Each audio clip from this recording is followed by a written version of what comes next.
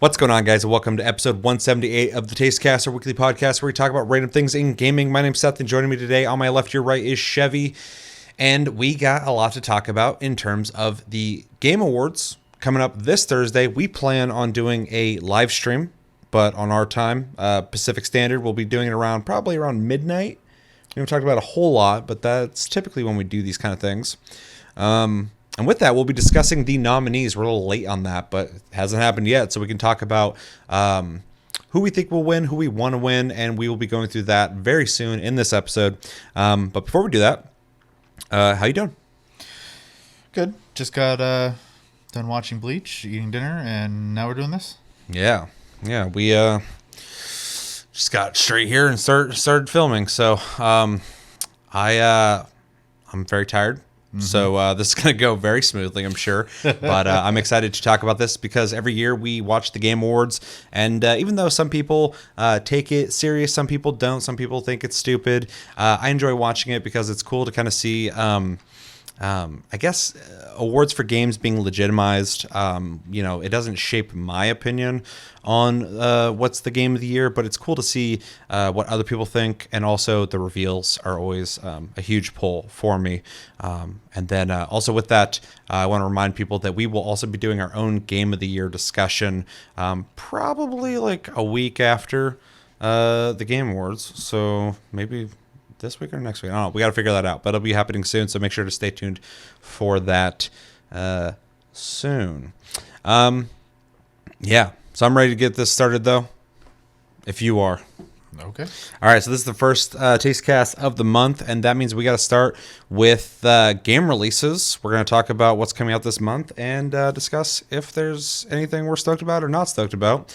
This is via thegamer.com, and I'm going to go through, and then we'll talk about it. So, on December 1st, we got Romancing Saga Minstrel Song Remastered on PS4, PS5, Switch, and PC. Then also on December 1st, we got Inscription on Switch.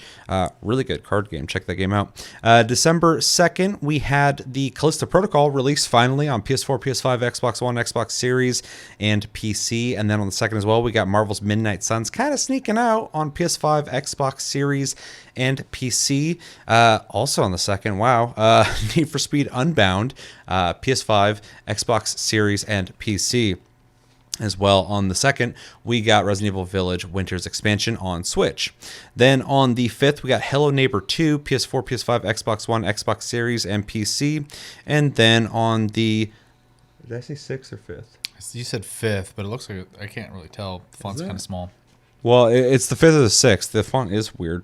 On the 5th as well, Dwarf Fortress on PC.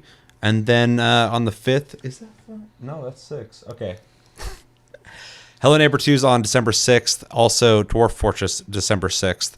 The font is like weird on our screen right here on PC. And then on December 6th as well, Sky, Children of the Light, PS4 and PS5. And then on the 8th, we got Chained Echoes on PS4, PS5, Xbox One, Xbox Series, Switch, and PC. Then on the 9th, we got Dragon Quest Treasures on Switch.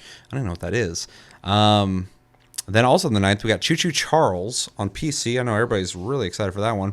High on Life is also coming out on the 13th for Xbox One, Xbox Series, and PC.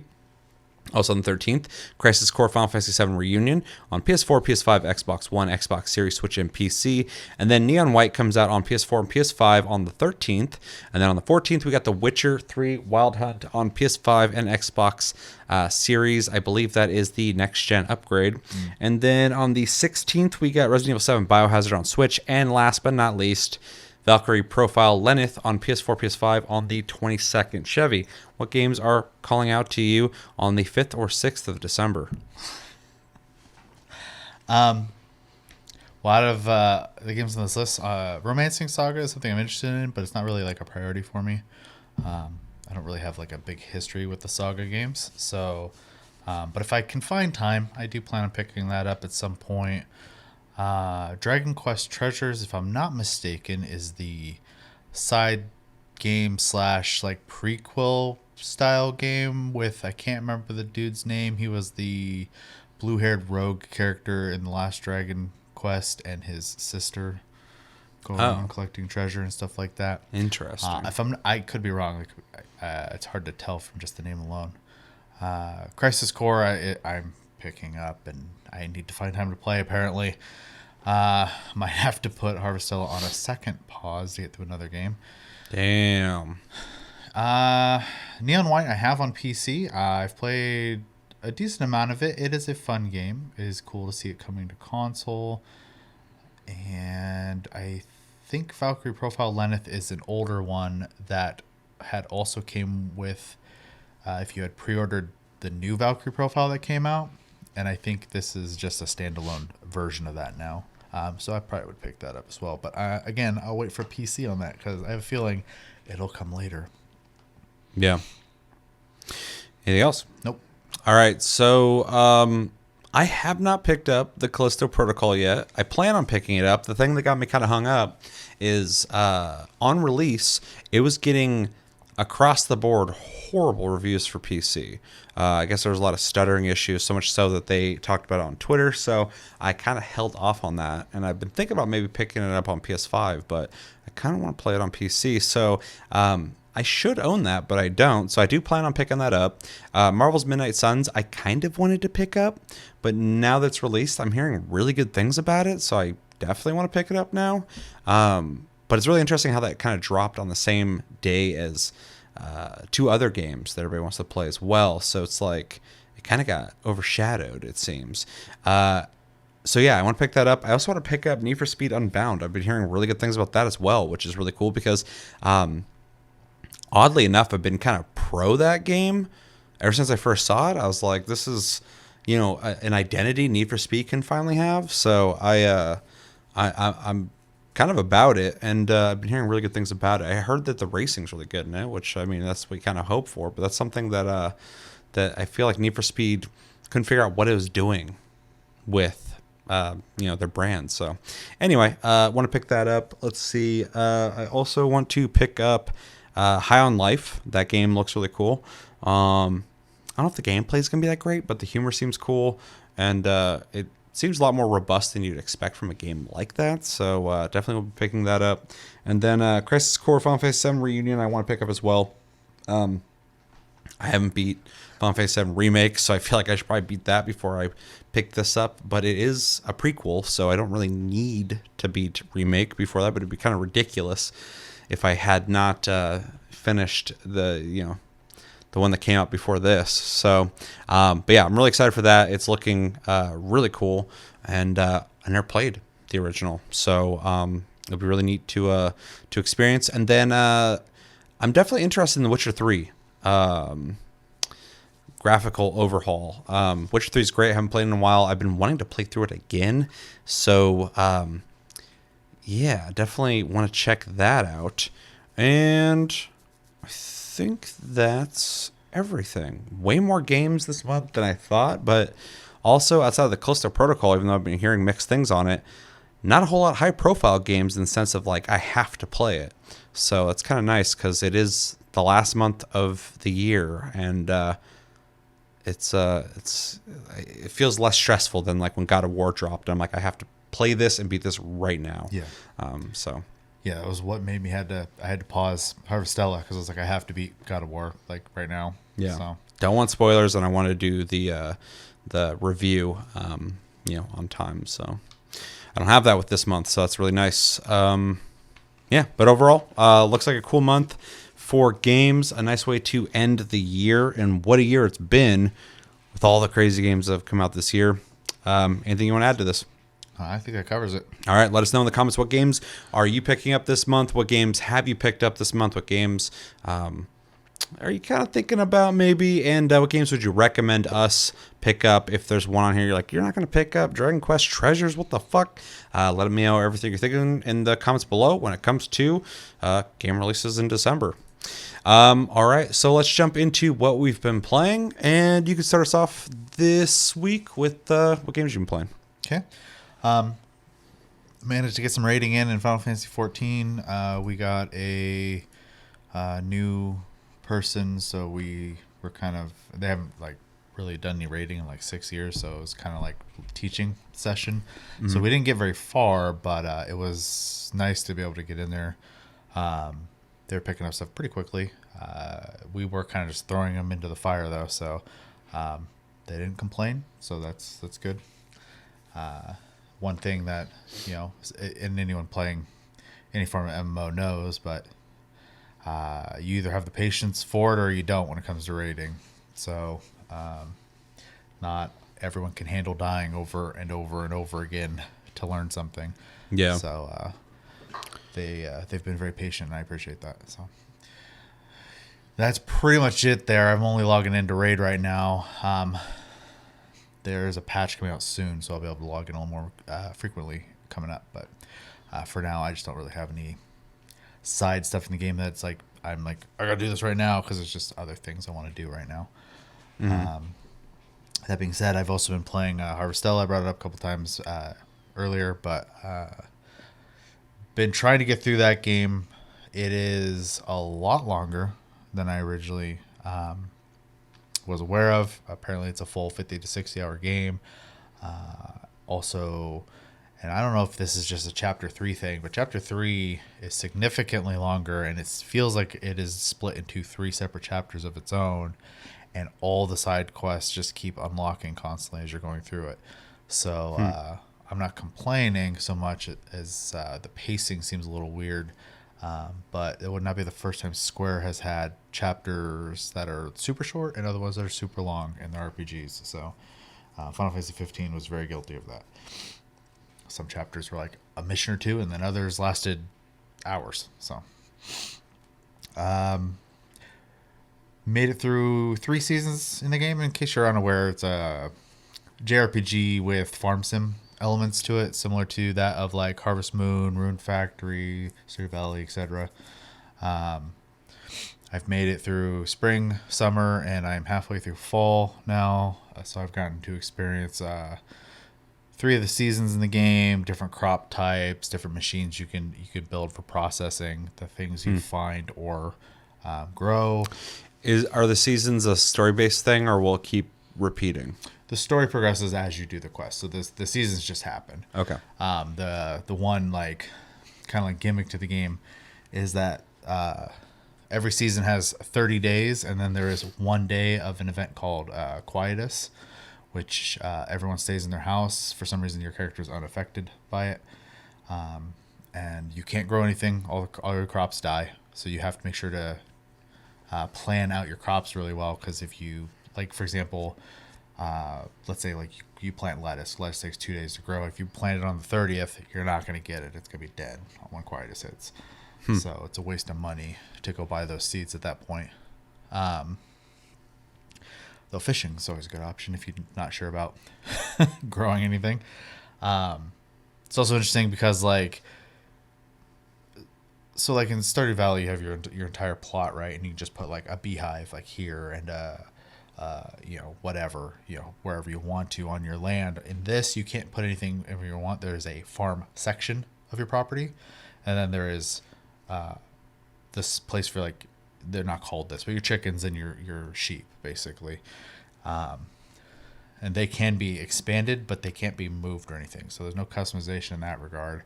But if you want to put down, like, for example, a jam maker, it has to take up a spot that you could also use for planting seeds. So you have to kind of figure out what you want to utilize your space with in that regard. Also, I just got some trees that I could grow in the fall, but they take 4 spots on the farm. So the trees take 4 spots instead of 1. Okay. So if I plant, corn, it takes a spot. Okay. The tree takes 4, but it also will produce multiple times throughout the season. Gotcha. Okay. Type of thing. So It's like, what are they, fucking huge or something? It's not fully grown yet. I don't know, but it's the biggest thing I've put in the ground. So, and eventually I unlocked it's like a marshland. So it's like, like a rice field would be. It's wet. And I've put sugarcane there and some type of flower. The sugarcane seems to be a renewable one throughout the season. But that unlocked once I got my 3rd farm upgrade.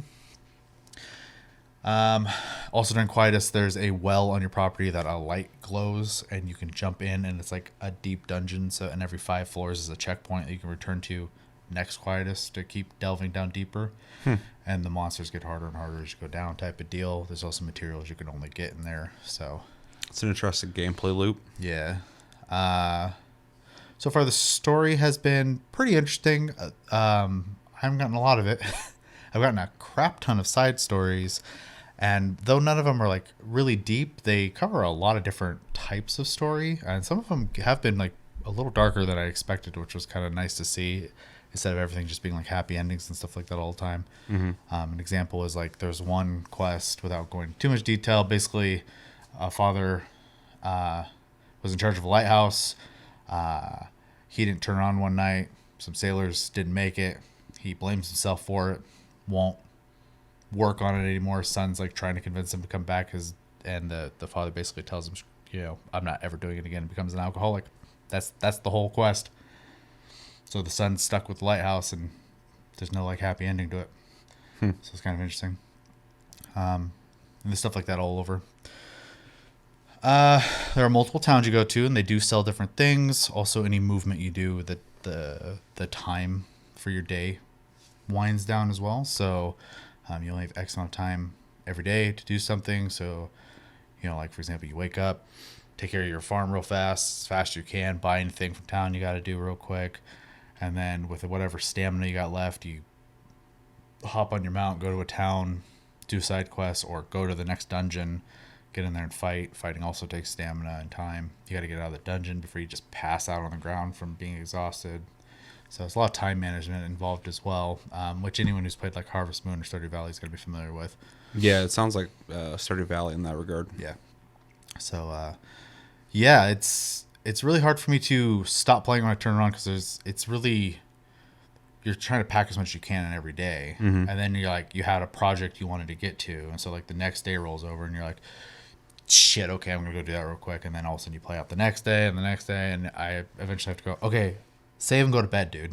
It's getting too late. So Yeah, it seems like a game that has enough like small little like micro tasks that you're doing that you can just stay busy playing it. yeah, I mean, I've been enjoying it a lot. I think the only weakness the game has, the combat is like really, really basic and not smooth.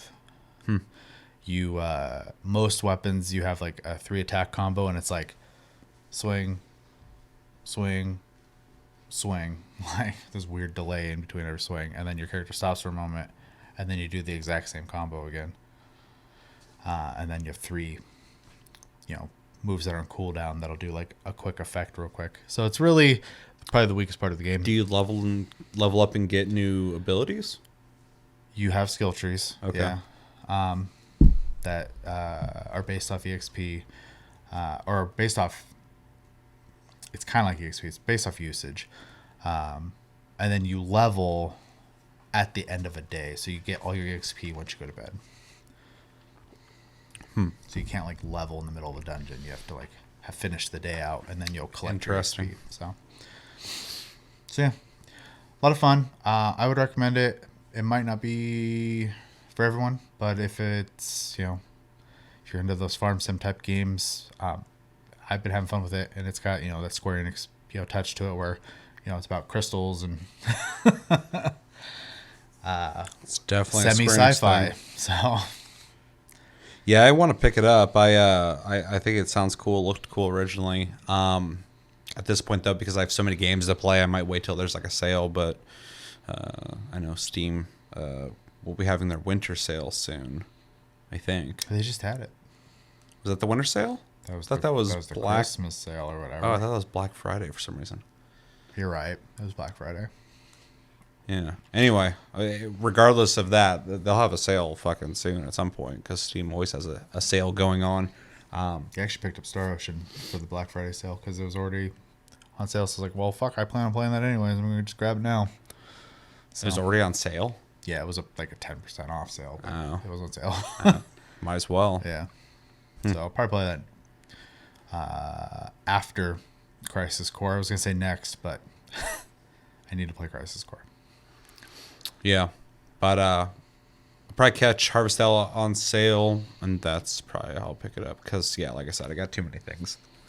So the lined lineup up right now. Playing it, I have been thinking is kind of a perfect like Steam Deck game, and because I was thinking that you had the Steam Deck or whatever, so it'd be really good for that. because I don't imagine the install file is super big. There's no voice acting in it or anything. So Oh, really? yeah, it's very old school. It probably would be good on the Steam Deck because I've played a couple RPGs on the Steam Deck now, and it's a really good form factor for that kind of game. I've been playing one of the games I've been playing lately on there a little bit though, and it runs really well on there too. But I don't typically like to play shooters on it just because I prefer a mouse and keyboard. For sure. But you can. But yeah, a game where like it's more turn-based and you're kind of like creating stuff like your farm. I think that would be perfect for it. So yeah, I might pick it up just for that. That's it though. That's all I've been playing. All right. Well, my list is very short. I played Evil West a little bit.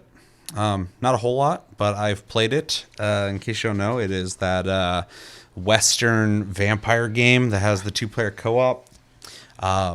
And from what I've played, very little, but what I've played, it's actually pretty fun. It's interesting because Josh picked it up, and he picked it before I did, and he refunded it instantly after like playing it for an hour. And Josh is an open-minded guy when it comes to games. He plays some really janky games. So when he told me like he didn't like it that quickly, I was like, oh damn, like maybe it sucks. But it just wasn't for him because I started playing it. I actually like it for what it is so far. The game's a lot more melee centric than I thought it would be. So like you can run up and like punch dudes, and there's like combos, and you can like launch them in the air and punch them back down. There's also I played it on Steam Deck and mouse and keyboard, so I can't remember. But essentially, when you just like pull the trigger without aiming, you'll shoot with your pistol kind of from the hip. So you can like punch them and then shoot them. But it's weird because like the pistol, you're not aiming it. So it almost feels like it's just a move. But then if you aim, you pull out your lever action and you're actually able to aim and shoot. So it has like this like really interesting, dare I say, God of War light feeling combat where like you're like looking at a person coming at you and you're like punching them, dodging, shooting, and doing abilities at them, which I was not expecting. The game's super linear. You just kind of go through levels, kill enemies, go through the story. You accrue gold, which you use to, upgrade and buy new stuff. And yeah, has co-op. I haven't tried it yet. I am bummed to find out when I read up on it that it's one of those situations where if somebody plays with you, they hop into your save, but they don't bring their equipment. They play the way described is it will give you equipment based off of the host's equipment. So, but the gold you accrue when you play with somebody, you get to keep. So at least you get to keep something from that, but you're not progressing in any way. Your character's not getting better in any way, so that kind of sucks. But still might be fun to play with somebody. I know Sarah picked it up as well. She didn't even know that it was co-op. So Gotcha. we can play at some point, but it just kind of sucks because I'm thinking about like we're going to have to play it through like twice then. Or like, play so far on her save and then play that far on my save and keep switching back and forth. So it's not ideal. Yeah, I don't understand the mentality of what, like when you make a multiplayer co-op experience in a game and it doesn't have like synced up progression at all. Like I don't understand that. Like we have to play Code Vein this month, and that's another one of those like we have to jump through hoops just to play fucking multiplayer. Yeah. I don't understand. But it. at least, your character's leveling up and it's still true. getting stuff. It's just kind of frustrating doing the same like everything twice. Yeah. So yeah, it's weird. And in this situation, it's kind of like I'm glad they have it. I'd rather them have the co-op than not have it. But like it kind of takes me back to the time of like in Fable 2 when they're like, oh, you'll be able to play co-op, but like you're not playing your character, so it's not as fun as if you could bring your character. Good one of those if they just fucking tried these days. Tech is For sure. so much better. Oh yeah. So it just kind of makes me think that it's just like easier to just like allow somebody to come in, play a character that's your exact same character model with different color outfit, but the exact same outfit, and then just kind of go like, well, you got this gun unlocked, you got this gun unlocked, so they'll have those guns too. Like it's just it's easier, but it's not as exciting. So it's kind of shitty that they did it that way. But oh well, it's not a high profile game for me, so I'm not too super bummed about it. But another game I've been playing, and the game I've been playing the most, it has been Tiny Tina's Wonderlands. That was on sale during that Steam sale. Got it for $30. This is a game that I was curious about, but after playing Borderlands 3, I was like, I'll get it on sale, and I did. So I've been playing it, and so far, it's better than Borderlands 3. Gameplay wise, the story's not that great, but at least it's trying to have fun because it's, in case you don't know, it takes place in the Borderlands world, but they're playing bunkers and badasses, which is essentially D&D. So they're able to have fun with the story. You're essentially playing their game that's happening, and so as you play, the characters are talking over what's happening in the story. There's a story that's happening in the game, but there's this like narration that's happening that makes it fun, and things are appearing and disappearing based off what they're making up as they go. If you played the DLC that was in Borderlands 2, Assault on Dragon's Keep, I think it was called back then. It's that, except for it's a standalone game, which is pretty cool. One thing I'm going to bring up though, because I just talked about this with Evil West, this game does let you hop in with your own character, keep your progression, keep your weapons. But one thing I really appreciate about this is if I play with you and you're hosting and we complete side quests and main quests, I keep that progression as well. So I don't have to replay those missions on my save. Because I thought about multiplayer. Yeah, they did it right. So I'll give them that. And so, yeah, like I said, this maintains the Borderlands 3 gameplay, which I thought was great. I really liked the gameplay in Borderlands 3. I just hated the story. It also feels like it learned lessons from Borderlands 3 because it just feels like a better experience so far. The side quests are more fun. The world is more interesting, in my opinion. And because it is or does have a fantasy flair to it, they've replaced grenades with spells, which I think is a lot of fun. There's even a class that Sarah's playing right now that replaces her main ability with a second spell. So it'd be the equivalent of having like two separate grenades, but because there's spells in this, you can like have like a fire wand in one hand and like like an ice spell in the other hand, and then just use both those spells while also shooting. So that's kind of cool. So yeah, they replaced grenades with spells, and I actually like the spells better than the grenades. But I've also played Borderlands so much, like as a whole, that I kind of expect the grenades that they have in these games, and the spells, it's just fresh feeling. Also, they've added melee weapons, so that's a new thing. In prior Borderlands games, there were characters that had melee weapons, like a sword or whatever, but a lot of times you didn't really use the melee in Borderlands unless the character had something that activated when you meleeed a character or an enemy. Sometimes you'd hit somebody else and you would get some kind of like thing that would start up. In this, you're finding like axes, swords, hammers, all sorts of stuff. You can actually hold down the melee button and it'll just keep swinging, which is nice. There's even some classes that are built around melee combat. So that feels fresh and new, even though it's not the best melee combat. It feels kind of sticky. It's cool, so I'm glad they did it. A lot of the guns have been reworked in the sense that they're fantasy-esque. So like sniper rifles will shoot like an arrow instead of like bullets. Shotguns have like a pot with crystals in the top, and when you reload it, you like sprinkle in like sparkly dust into them. And then you shoot like energy out of them or fire or whatever. Okay. So yeah, they reworked a lot of the guns to make them more fantasy-esque. And I think it's Tediore? I don't remember. One of the companies, when you finish off the clip, you don't reload the gun, you just throw the gun. You remember those? Yeah. They reworked a lot of those. So like one of the guns I had, you throw it and it turns into a dragon's head that's flying around and it starts blowing fire on people. Okay. And then another one is like you throw it and it turns into a 3-headed hydra in the ground, and it's a turret essentially. Starts shooting at people like ice. So they did a lot of really cool like creative things in terms of fantasy. Some of the guns are just straight up guns from Borderlands 3 though. Like it'll be like a Hyperion sniper rifle that just has no fantasy element to it. It just shoots. which is fine because there's a lot of guns and they don't all have to be remade for this. But I do appreciate the ones that they did do that way. Yeah, so anyway, I'm enjoying this more than Borderlands 3. I'm curious about the end game because I beat Borderlands 3. I hated the story, liked the gameplay, never came back to it. I tried to, but I just did not want to play that story again. And the end game wasn't really fleshed out when I played it. I played it on launch.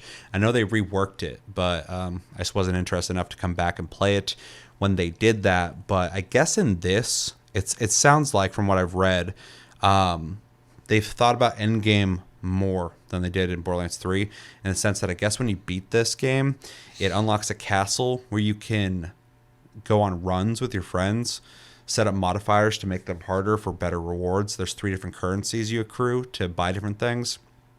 And beyond legendary, I guess there's chaotic and then some other kind of weapon beyond that. So I guess there's like an actual end game full of content to do. So that's good to hear that they have something proper like that. And I guess when you do the runs, like when you finish a section, you get to pick like one of 3 things to go into the next section. So it kind of reminds me of like, a lot of games do this, but like it reminds me of like Godfall in the sense that like you complete a floor and then you pick the door you want to go through and then you keep going for rewards. So that sounds enticing, but I'm not there yet. I think I'm like level 30-ish. I think 40 is the cap. I don't remember. But yeah, so far I've been enjoying it, which I'm glad to say. The story's, like I said before, fun, but it also is kind of like not that great. So definitely just playing it for the gameplay. But I think this game came out this year. Do you remember?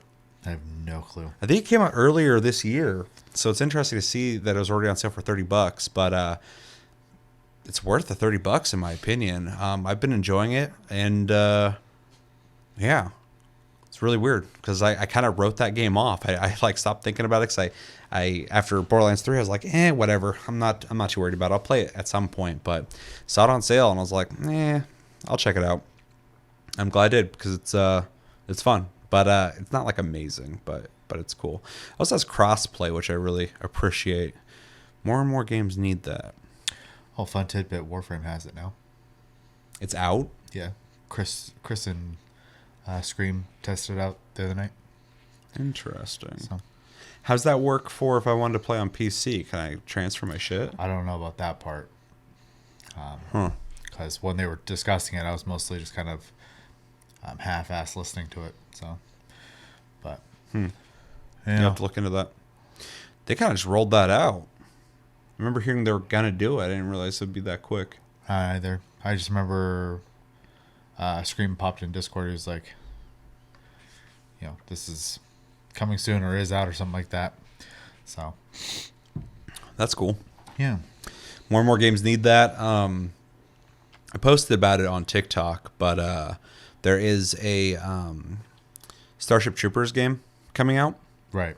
I think I told you about it a little bit, but it's being made by the guys who made Squad, and it's going to be a 12-player cooperative game. I think what I read is it's going to be kind of like Battlefield in the sense that you'll play in a squad of 4, and there'll be like 2 other squads of 4, which would make the most sense because a lot of people are going like, I can't even get like 3 people to cooperate. How am I supposed to get 12? Right. Like, yeah, it makes sense, but it's supposed to be like that. But anyway, I don't even know if it's coming out on console, but I got a pretty good response from people on TikTok from the video I made on this, and a big thing that I keep seeing is like people want to know if it's coming out on console, but then also people are wondering like, we'll have crossplay if it is on console, and I'm like, a game like that should have crossplay. If it's going to be on console and PC, a game where you're trying to get 12 people into a group together, you would want crossplay for sure because it's only going to make the community even bigger, and it's a cooperative game, so it's not like what's happening in Call of Duty right now where people are like bitching about mouse and keyboards OP, and now we're living in a time now. I don't know if you've seen this discussion, but ever since Modern Warfare 2 came out, people on PC are complaining that playing on a controller is cheating. Because of the aim assist. Yeah. Yeah, I've heard that. Yeah. It's a wild time because when crossplay was first popping off, everybody's complaining about like, I don't want to play against the PC players. Now PC players are complaining about they don't want to play with console players. It's such a weird turnaround. Here's what I know. If it is competitive, people will find something to complain about that because they're not winning. Mm-hmm. They will also do whatever they can to win, including cheating. So Yeah. so it's hard for me to take that kind of stuff seriously because it just sounds like whining to me. Yeah, I mean, there's a shred of truth in it all, but for Sure, the most part, sure. I think people are doing exactly what you're saying. So, because I mean, I play it, and some people are really good, some people aren't, and I'm better than average. So I don't run into a whole lot of situations where I have to bank on the idea that somebody, beat me because they were using aim assist or not. Also known as get good. Yeah, yeah. Or as we're kind of going all over the place right now, but like there's this new talking point too I see all over the place where people are like, that sounds like a skill issue to me. I'm like, man, it's so weird to see like these talking points just show up and then everyone's just saying it. It's really weird. But anyway, Wonderland says crossplay. I'm glad it does. It's cool to hear Warframe has that finally. Yeah. And I think most games should have crossplay, or at least the option to do it. I completely think it's cool if you can turn that off as well. Like if you don't want to play against the console players or the PC players, turn it off. That's awesome if you can do that. But for co-op games, they should all have crossplay. It's in a game where you have to depend on other people to play the game like the way it's intended. You want the most amount of people possible. So, yeah. Anyway, I'm glad they did that, and hopefully more people do that. But yeah, all in all, Wonderland's pretty fun. Pretty fun. Not my game of the year, but pretty fun. And that's what I've been playing. You got anything else? Nothing worth mentioning. All right. Well, let us know in the comments. What games have you guys been playing? What games do you plan on playing? What games would you recommend us play? And did you play a game that sucks and you don't want us to play? What do you think about Callisto Protocol? No spoilers, but like, man, I'm hearing so many different opinions on that game. This is sounding like a prime example of why you should do some research before spending money. Well, so with Callisto Protocol, there's like obviously the stuff that's egregious. Like on Steam, there's like compatibility issues and optimization issues and stuff. But then like outside of that, even people on console are talking about how like the dodging feels like shit, the combat feels like shit, the game's too hard. And then I'm seeing people repeating the Modern Warfare 2 thing where they're like, sounds like a skill issue. Because people are like, I dodge just fine. They're posting videos of them doing it just fine. And so it's really interesting because like certain games, you have like everyone loves it or everyone hates it, or it's split. These people love it, these people hate it, and they're arguing. But Callisto Protocol, it's like this net of opinions. It's kind of refreshing because I'm hearing people going like, it's okay. It's not as good as I want it to be, but it's not horrible. And then I see people going like, it's horrible. I hate it. And other people are like, no, this game's amazing. What are you guys talking about? So it's really interesting. So let me know in the comments if you're playing Callisto Protocol, because I haven't yet. Should I pick it up? Where should I pick it up? Are you playing on PC? Is it running fine for you? And yeah, let me know what you're thinking about it, because really mixed reviews on it. Even in like the professional game journalist realm, it's really mixed. So really crazy. Let me know everything you think about in the comments below when it comes to games you've been playing, though. All right, so we got to talk about Game Awards nominees, but first, there's a new trailer for The Last of Us coming out on HBO Max, and we're going to watch it because it's video game related, and I am curious about this, and I'm a fan of The Last of Us. Did you hear that HBO Max is going to be called Max soon? It's like the third iteration of a name for this shit, dude. Well, because they're merging with somebody. I forgot who it was. One of the other streaming platforms. But I think they're going to put it all in one thing and call it Max. So, kind of makes sense. Yeah, because they used to have... I can't remember what the one was called. There was an HBO online service. I think it was called HBO Plus. That you could get if you had the cable TV version of HBO, and then you got an add-on to give you the online. Then they had the HBO Max as a separate service at the same time. And then, now this. So whatever. It's funny how there was like Netflix for a while there, and then like something else came out, and then everybody had to have their own streaming service, and now they're merging streaming services. It's like, fucking figure it out. But anyway, might be called Max. That's not the whole point, though, of this whole thing. So let's talk about The Last of Us official trailer. I think we watched a teaser before, and we both liked The Last of Us, the game. The game, yes. I got to get you through The Last of Us Part 2. We're actually Partway through it. probably like over a third through it. I'm not sure. But anyway, we'll have to play that more. So yeah, I'm hoping the show will be cool. I know Neil Druckmann is working close with them on this. I know he's directing or directed an episode. I don't know how many episodes, but at least one. So that's kind of cool. And he recently said that the show is going to have things that he wanted to have in the game but couldn't. Okay. Which could be true. Or maybe they're ideas that he had. But I'm thinking like the game has more time to put stuff in than the show. So it sounds kind of gimmicky to me. Oh yeah, it sounds like PR to me. Yeah, 100%. So, but I hope it's good. I like a lot of the shows that come out on HBO. I think they do a good job, and I think The Last of Us will work for a lot of audiences that aren't just, us gamers. So, yeah, hoping for the best. Do you have anything you want to say on this? No, I don't really have a whole lot to say about it. I'm not really prone to watching TV, so Except for anime. yeah, that's not really TV, but yeah, I do watch anime, and I'll watch some movies, but that's been kind of dry lately. Yeah, movies, pretty hit or miss nowadays. So trying to be open-minded about this, but I just am so skeptical, so we'll see. All right, well, let's watch it, and then we can talk about it. This is The Last of Us official trailer for HBO Max. And 3, 2, 1, and go. If you don't think there's hope for the world, why bother going on? We haven't seen the world. Mysterious We clicking. don't know. Unless you played the games. You keep going for family. I'm not family. No. You're cargo.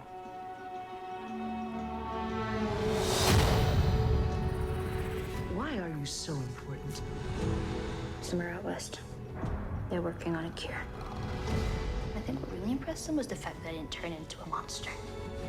If she so much as twitches. Okay.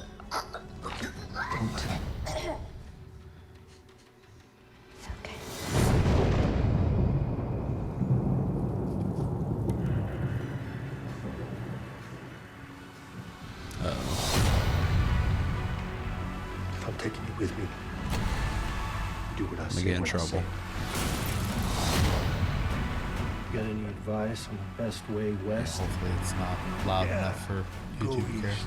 Well, I'm sure I'll pick up. You've come this far, and you know what's out there. You're not gonna scare us. Scared him?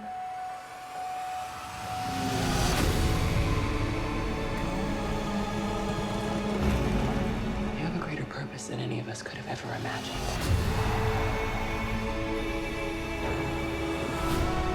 Dude, Be use careful your who you own put your faith music. in. True. True. So tired of hearing fucking popular music, pop songs, and old school music, but everything.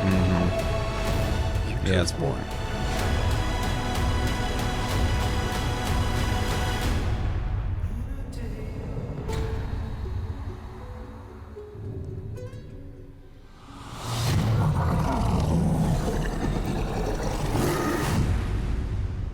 Gross. Well, the CG looks pretty decent. All right, what we think? I think that tonally, they're doing a good job. I think also from what we saw there, the story elements are, at least the main beats of it, are still there, which is good. So for people who are experiencing this through just this medium, they're not going to get a cheapened experience in that regard. I think the flavor parts feel better in the game. Some of the especially like the don't move and she's like being like goofy and shit there for a moment. That felt kind of weird to me, but Yeah. otherwise, I mean, it seems pretty faithful. I have a feeling some of the dialogue will drive me insane with what I've seen in this trailer alone. So Yeah, it seems very. I mean, it is TV, but it feels very TV-esque. Yeah. It doesn't have that. And of course, this is just a trailer. This isn't the actual show. We're not sitting here, with the natural pace of the episodes. For sure. But like, in the game, you're there for a while. You're immersed in the world, and this just that it feels kind of quippy. Yeah. In that sense, and it doesn't feel as organic as the game, but again, it's the trailer, so it's hard to make that comparison. But yeah, I thought the same thing too when that happened. I'm like, that felt like for an audience that hasn't played the game, Yeah. like, oh, she's goofy, love that, Yeah. which is not really what I get from Ellie. Like she's For sure. she's kind of she's got an element to her that's like funny, but it's more in like a rebellious way, not like in a goofball way. So she has more of a facetious humor than Yeah. a goofy humor. Yeah, she's a child, but she comes off less childish because she grew up in a world where like there's not really room to be a kid. Yeah, for sure. Yeah. So yeah, and totally definitely different feeling. Yeah, but I do think the story beats are there. Even, and I suppose if you haven't seen The Last of Us, maybe this is not the best conversation to be listening to. But the knife next to her head, also that scene, I wonder how they'll handle that because that was pretty creepy in the game. They'll So, probably handle it just as creepy. yeah, it's on HBO, so I know they don't have to pull back. They have to make somebody that you're going to be okay with them killing. Yeah. So, yeah, and it'll only build up her character. I also noticed that they're doing the DLC in this as well. So Oh, they're the going to be mall? covering so they'll be Yeah. covering like the whole story, which is pretty cool to see. Yeah, it feels like they're cramming a lot in a 2-hour, or it's a TV show, right? Yeah, 10-hour. probably 10 episodes. I would assume 8 to 10 10, episodes. 10 hours is probably plenty then. Yeah, Because a lot of playing a video game is playing the video game. So yeah. I think they should have plenty of time. Yeah, let's hope so. Overall, I think it looks pretty decent. I love the game, so I don't think it'll be as good, but it will be really interesting to see a new interpretation of that story being handled by somebody who made the original. Yeah. So it will likely feel authentic in that sense, but they will probably try some things that maybe they thought about trying in the game and didn't.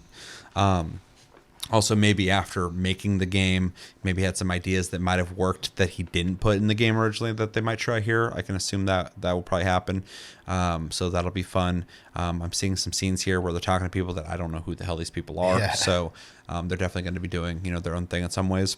But there also is a lot of major beats that I recognize from the game, and that's good too because people like me or us or anybody who's played The Last of Us is going to be looking for those scenes, and that's something that you got to handle carefully, and it looks like they are doing that, so that's Yeah. good. But also, sometimes it's a delicate balance. You can't make your own thing and call it something because people are going to bitch about it, including me. I hate when they do that.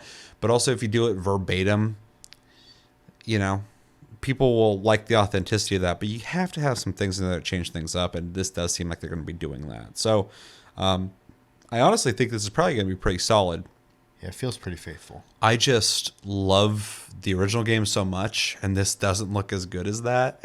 So I don't have the same kind of hype factor, but I definitely will watch this. It looks cool, at the very least out of curiosity. But it does look like it's going to be good. When it comes to Pedro Pascal and the girl playing Ellie, I forgot her name. They don't look like the characters, and they don't sound like the characters to me. But they are following, it seems, at least in this trailer, loose archetypes that are similar to those characters. So I think I said this the last time we talked about this. I'm going to have to embrace their versions of Ellie for and Joel, sure. right? Like a lot of people are, and I get it, upset that they don't look like the characters, and they definitely don't sound like them to me at all. So at this point, I have to just assume that this is a new interpretation. This is a new telling of that story. I have to watch this kind of with fresh eyes. These are their Joel and Ellie. They're not the original. They're not going to be better, I don't think. It's gonna be hard to watch something like this without a bias, obviously, because Sure. you have a medium which you already love, but it is important. And I know you agree. We've had this conversation before, but you gotta let actors be actors. You can't just typecast someone because they look the part. Because if they're a shitty actor and they can't do it, it's just gonna ruin it. Yeah. Versus like I'd rather they be good at the role than look 100% spot on too. Yeah, we did say that last time. That exact thing is like if it's a good actor who plays the role well but doesn't look like the character, I prefer that than a character that looks like or an actor that looks like the character but can't act, because then they're just going to ruin that character completely. So exactly. It's got to kind of view it through a different lens essentially. So but and it is important to try to go into these things open-minded. I'm like I said at the beginning, it's going to be a little struggle for me because like I don't watch TV anyways, and then like TV tropes and stuff like that drive me fucking insane. So but I do like some of the stuff I've seen on HBO, so like I'm trying to like not be so negative about it, and I do think it does look interesting, and I probably will be curious to check it out just to see how they do with it. So yeah. I'm also, last note, interested in seeing what they do with Bill, because it seems like they're really going to... It looks like they're doing like a backstory on him, which will be interesting, because we only hear about that in The Last of Us. He only hints towards certain things. dialogue and stuff, and in this trailer, we saw him multiple times, like, you know, with... I forgot his partner's name. yeah, it's been a while. But I think that's him. It seems like it's going to be a backstory on those characters, and I think that'll... be fulfilling. So that's kind of cool. Also, especially seeing the brothers I forgot about them. That's gonna be gut wrenching. rough. Yeah. For anybody who hasn't played the game, you're in for a treat, baby. Also, the beginning is gonna be rough. Yeah, dude. For that's gonna be the hook. That's how they're gonna get people who haven't played the game. They're gonna watch that first episode. It's probably gonna end on a cliffhanger, maybe, or probably not. But it'll probably have that scene in the first episode, and then I don't think criminal to skip it. Yeah. Well, yeah, or maybe there'll be a flashback later. Maybe the first episode will just be like the beginning of The Last of Us, where he's first walking around with Tess or whatever, and then maybe there'll be a flashback. I don't know how they're going to do it, but that's going to be rough for a lot of people, because it was rough for me the first time I played that game. Yeah, looks cool though. Just I wish I felt a little more excited about it, but overall, strong curiosity for sure. Definitely will watch it. So, anything else? I mean, I hope it's good. I'd love to want to watch something. I keep eyeballing. This is a little off topic, but they just launched that Willow show. I haven't heard anything on it yet. I've heard really good things. Oh, that's good. I also heard Wednesday was good, and I kind of want to check that out too. So Yeah, I've just seen people doing her dance on TikTok. I haven't seen that. Oh, really? Yeah, TikTok's weird though. Yeah, there's this dance that she does in the show at some like prom or something. I don't know what happens there, but there's a bunch of people doing the exact same dance all over the place. Well, if you guys are TV watchers, should I watch those shows? Yeah. And if not those shows, what shows? Is there a show that you would recommend? Yeah, because I'm so out of loop with TV. It's crazy. So Yeah. Same. All right, anything else? nope. All right, let us know in the comments what you guys think of The Last of Us official trailer. Are you hyped? Are you not hyped? What did you notice in the trailer that's worth mentioning? Have you played the game? Have you not played the game? Let me know where you're coming from in that regard. And will this be as good as the game? Will it be better than the game? Will it be worse than the game? And what do you think about the people playing Joel and Ellie?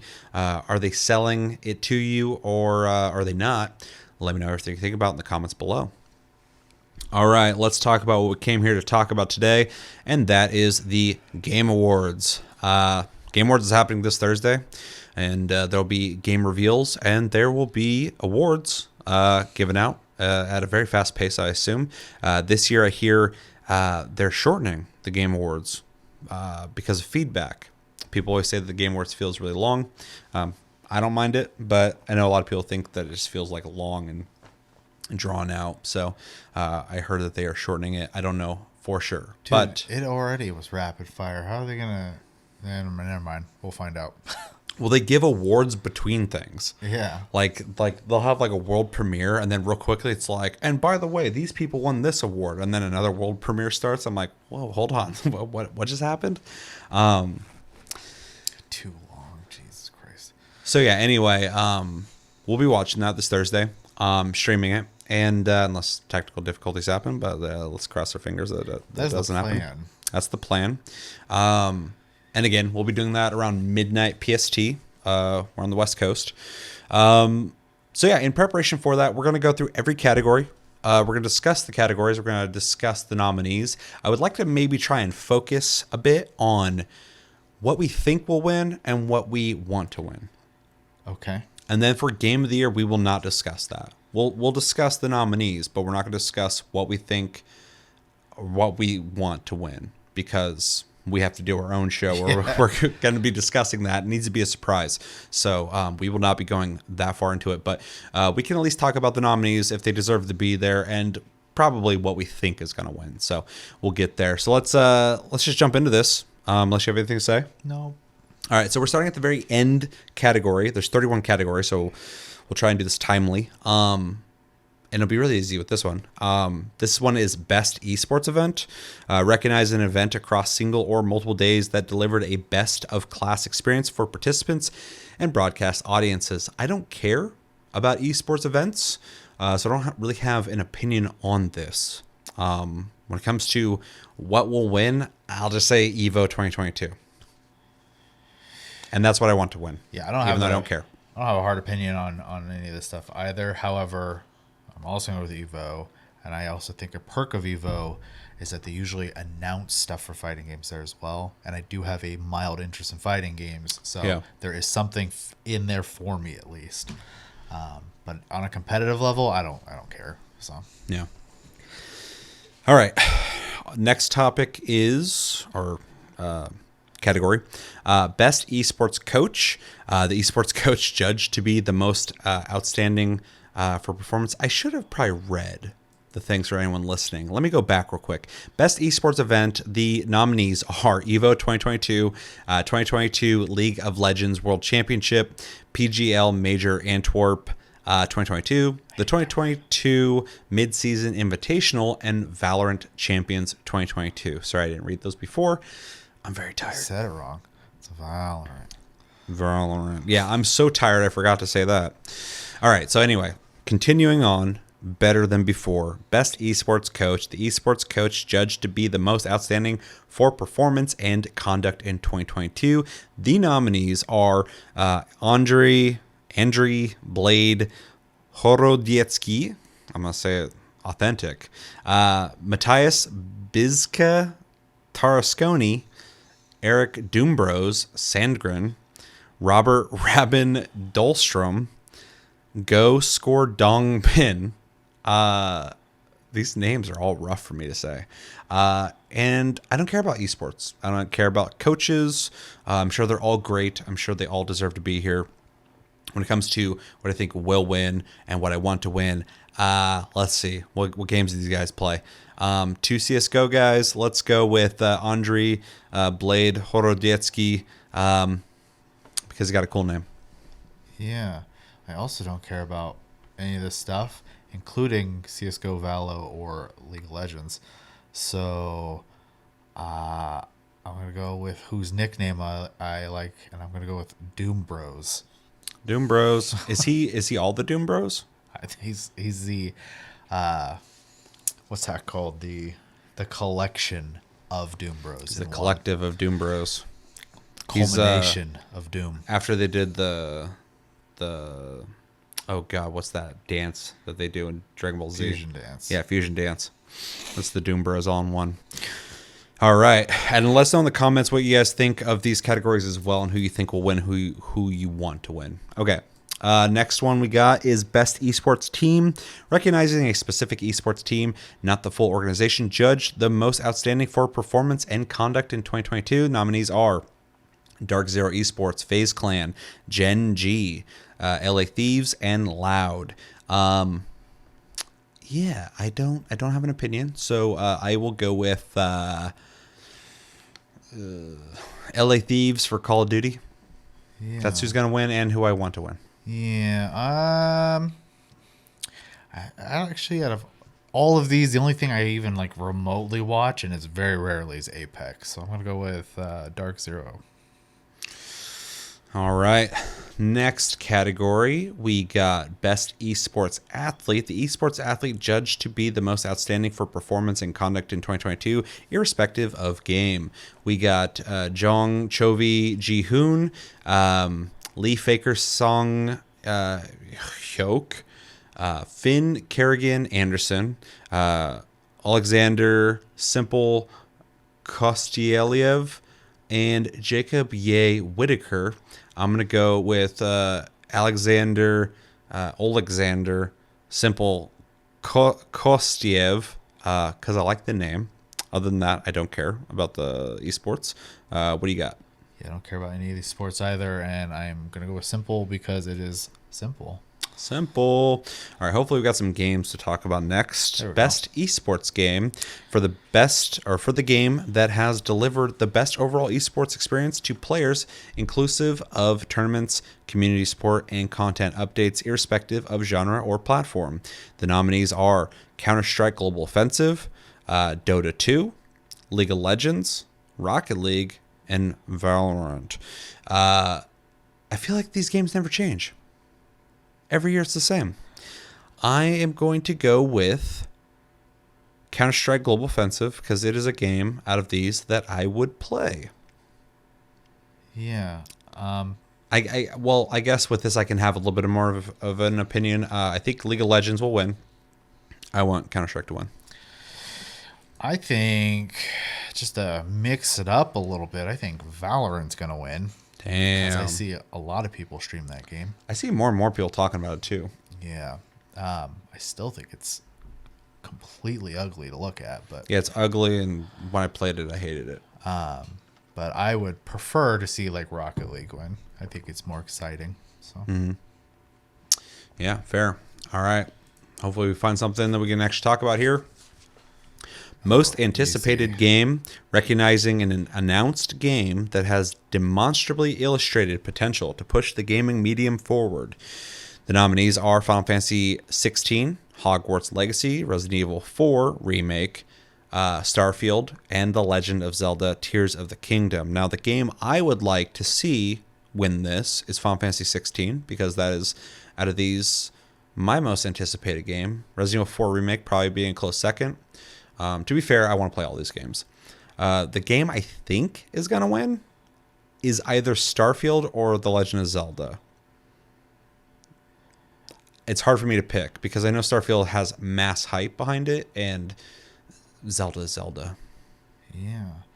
I'm gonna almost echo you. I personally want Final Fantasy 16, though I do think Hogwarts should get a shout out. It looks pretty cool.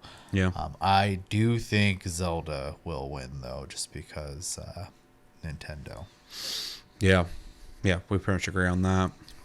All right. Next one up, we got Best Adaptation, recognizing outstanding creative work that faithfully and authentically adapts a video game to another entertainment medium. I think this is new. It is. It's also kind of amazing we're living in a time now where this can be a category. Where there was enough to have this. Yeah. So the nominees for that are Arcane, League of Legends, which I think was on Netflix. Yeah, it was on Netflix. Yeah, it's supposed to be really good. Yeah. Cyberpunk Edgerunners, which we did a review on over on Tasty Flicks. Go check that out. The Cuphead Show, which I forgot was a thing. I've never seen it. I didn't know that was a thing either. I didn't know it was need to out. Check that out. Yeah. Sonic the Hedgehog 2 Need to watch that still. and Uncharted. Wop, wop, wop. Let's see. So I think... Fuck, this is rough. I think Arcane or Cyberpunk will win. I want Cyberpunk to win, just because we watched it and I really liked it. I think it was really good. I love Cyberpunk. I think they did an awesome job with that. Yeah, although I feel kind of bad because I haven't seen the Cuphead show. I haven't seen Sonic the Hedgehog 2, but I saw the original. And I didn't watch Uncharted, but I don't want to watch Uncharted. But at some point I might. I heard really good things about Arcane, though. Yeah, really Like good. a lot of really good things about it. People were even saying, like, if you don't play League of Legends, because I guess it's made for people who wouldn't know what League of Legends is. Yeah, it's like a standalone thing. Yeah, I heard it's really good, so I need to watch it. But because I heard so much about Arcane and Cyberpunk Edge Runners, I think one of those two will for sure win. But yeah, I want Cyberpunk. Yeah. I also want Cyberpunk. It's probably one of the, if not the best anime I've watched this year. It's really good. The likely one, though, is Arcane, because I think even outside of video games, more people have talked about it. So I think it's just a show that a lot of people have seen and everyone praised. I would be blown away if Arcane doesn't win. So Yeah. There's a lot of talk about Edge Runners though when it came out. yeah, it's hard for me because like that's in my circle, like on all my social medias is anime stuff, and so like I'm gonna see that versus like I don't follow anything League related at all, and it also shows up equally as much in my feeds. There's So, this dude I follow who does like movie content on TikTok, and he was talking about Arcane was like one of the best movies of the year, or Wild. best shows or anything. And he said he's not even like a League of Legends guy, and I'm like, interesting. that's interesting. So with that kind of talk, I feel like it has the edge on Edge Runners. Bum. Yeah, not that wop wop wop on Uncharted. No, I'm sure that was movie. more clever than Uncharted. A movie that everyone forgot about. All right, so yeah, we want Cyberpunk, and we think Arcane's probably going to win, but I think Edge Runners has a good chance as well. All right, next one we got is Best Debut Indie. For the best debut game created by a new independent studio, the nominees are Neon White, Norco, I don't know what that is, Stray, Tunic, and Vampire Survivors. This is rough because This is I hard. want, I think, if I'm being honest and realistic, I want Stray to win. Because if there's one award that I think Stray should just win, it's this one for sure. But for the memes, for me, I kind of hope Vampire Survivors wins as well. Because it's a really fun game. But when you think about like somebody really pushing what indie games can be when it comes to storytelling, experiences, narrative, I think Stray is definitely like the one that I would like to win. But Vampire Survivors is just like a $3 game that's like a lot of fun. Yeah. And yeah, anyway, so that's what I want. I think Stray will win. I also think Stray will win. Mostly because once we get to the last category, it is included. So You're talking about Game of the Year? yeah. Yeah, it doesn't have a chance unless a lot of people are saying that they think it like could like maybe sneaky win. And See the community choice one what, Sonic Frontiers? and Genshin are getting more votes than everything. It looks like. Yeah, but the Sonic Frontiers thing, people weren't there when the meme started that people were jokingly saying they want Sonic Frontiers For to win. sure. Anyways, I won't get into it. I think it'd be hilarious if Sonic Frontiers won. I think Genshin's winning. Because at first, day one, it was Elden Ring and God of War, which it should be. It was those two fighting, and then people were like, it'd be funny if Sonic Frontiers won it, and it just started going up. Yeah, I think I saw some on TikTok today where it showed Genshin first and Sonic in second. But Yeah. Interesting. yeah, I would actually like to see Vampire Survivors win though, because that is Interesting. a guy who made a $3 game that blew up over word of mouth, and True. it is one of the like big success stories I think of the year. I think he deserves it. So With a shitload of copycats. yeah, I play one of those copycats. Yeah. It's a fan game for Hololive, but it's really good. So you think Stray will win? I You want think Stray will Vampire win. Survivors? I want Vampire Survivors. Okay. Cool. I do think Neon White is a cool game, but I don't think it has the edge over the other two. So Yeah, fair. And I want and think Stray will win, but I also want Vampire Survivors to win. So I think that'd be kind of cool. All right, next one we got is Content Creator of the Year for a streamer or content creator who has made an important and positive impact on the community in 2022. The nominees are Carl Jacobs, don't know him. Ludwig, barely know him. Nibel, Nibelian, and Nobrew, and Cutie Cinderella. Is that how you say that? Fuck if I know. I don't even know who 3 of these people are. I don't know 3 of these people. So I think either Ludwig or Nibelian's gonna win. Because Nibel left Twitter, I feel like he might win in general, but I also would like him to win because out of these 5, I followed him on Twitter because I thought he was honestly one of the best news sources for gaming on the internet. And now he's gone, which sucks. Yeah, I wish someone would like fund that guy. Yeah. Yeah, it's crazy when he left. I'm like, shit, now I can't get like just straight up news on gaming anymore. Like, because he was like quick. As soon as it happened, he was like already reporting on it. No opinion. Just boom, here's the news. And I'm like, thank you. That's why everybody loved him. Yeah. And now I just got to sift through opinion pieces and find the facts. So anyway, It's like trying to figure out how many cups of fucking sugar you put in a recipe while just sifting through someone's life story about how they fucking learned their grandmother's recipe and when they were a kid, when they used to go to the shack out in the cabin. mountains, Yep, yeah. exactly. So yeah, I think he'll win, and I want him to win, but I also think there's a good chance Ludwig could win. And if any of the other people could win, I'm ignorant, so I can't make that judgment. I was like, too, those peeps are zoomies, so I'm the wrong demographic for them anyways. Yeah. Yeah, they look like they're 13. I want Nibble to win. I think dude deserves it, especially after all the years and years of just giving straight up, facts on Twitter. I do watch. I don't watch him stream, but I do watch his edited content, Ludwig, and I do think he's a good content creator. So I wouldn't be surprised if he won as well. Yeah. Yeah, I wouldn't be surprised with either. But I also know that the winners are based off of it's It's a committee. committee, yeah.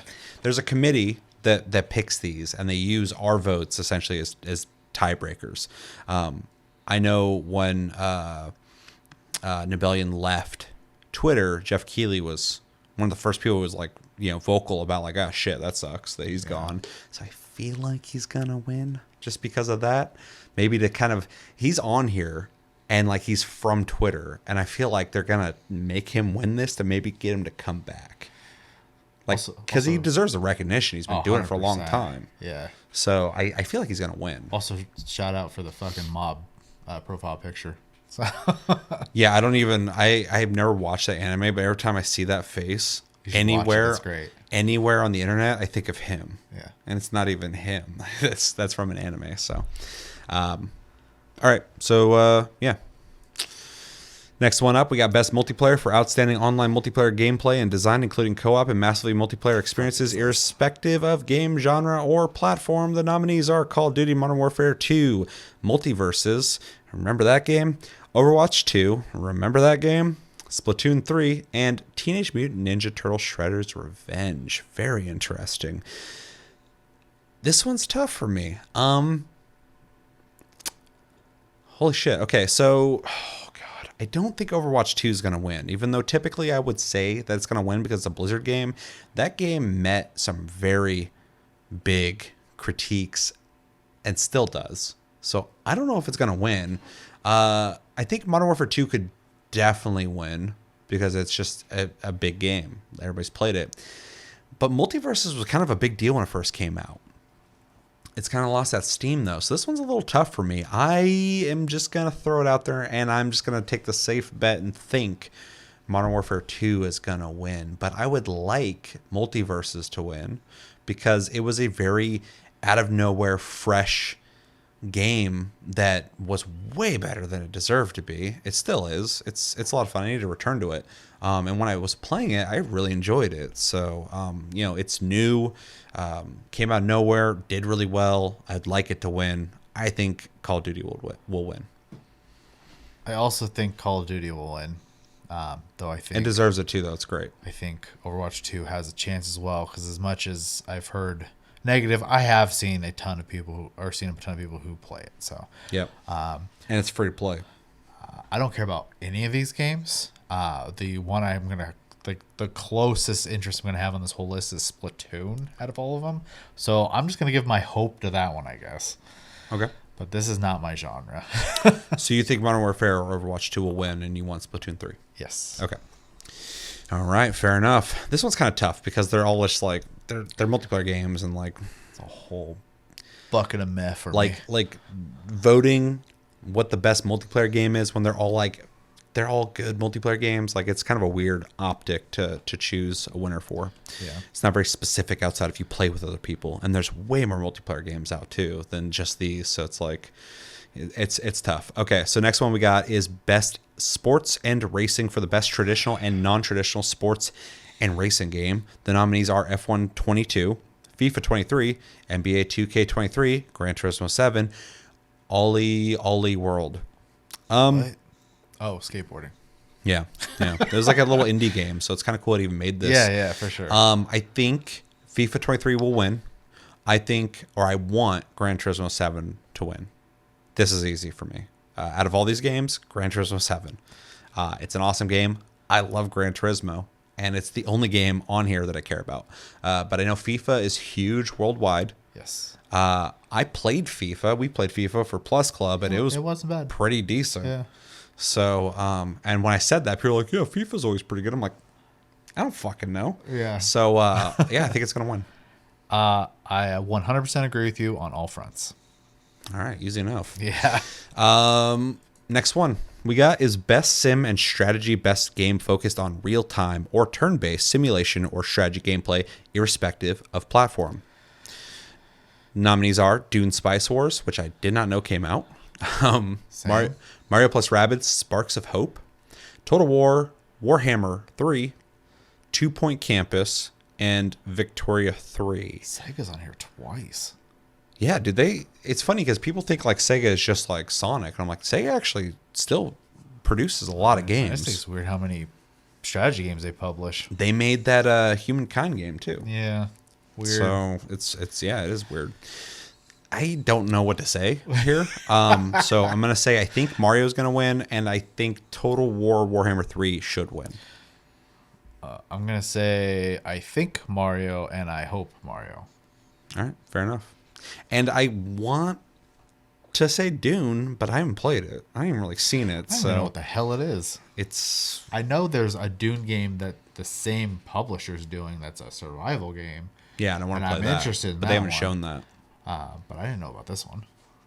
Yeah, I don't know. Yeah. So Mario probably win because I mean, out of the let's talk about it for a second.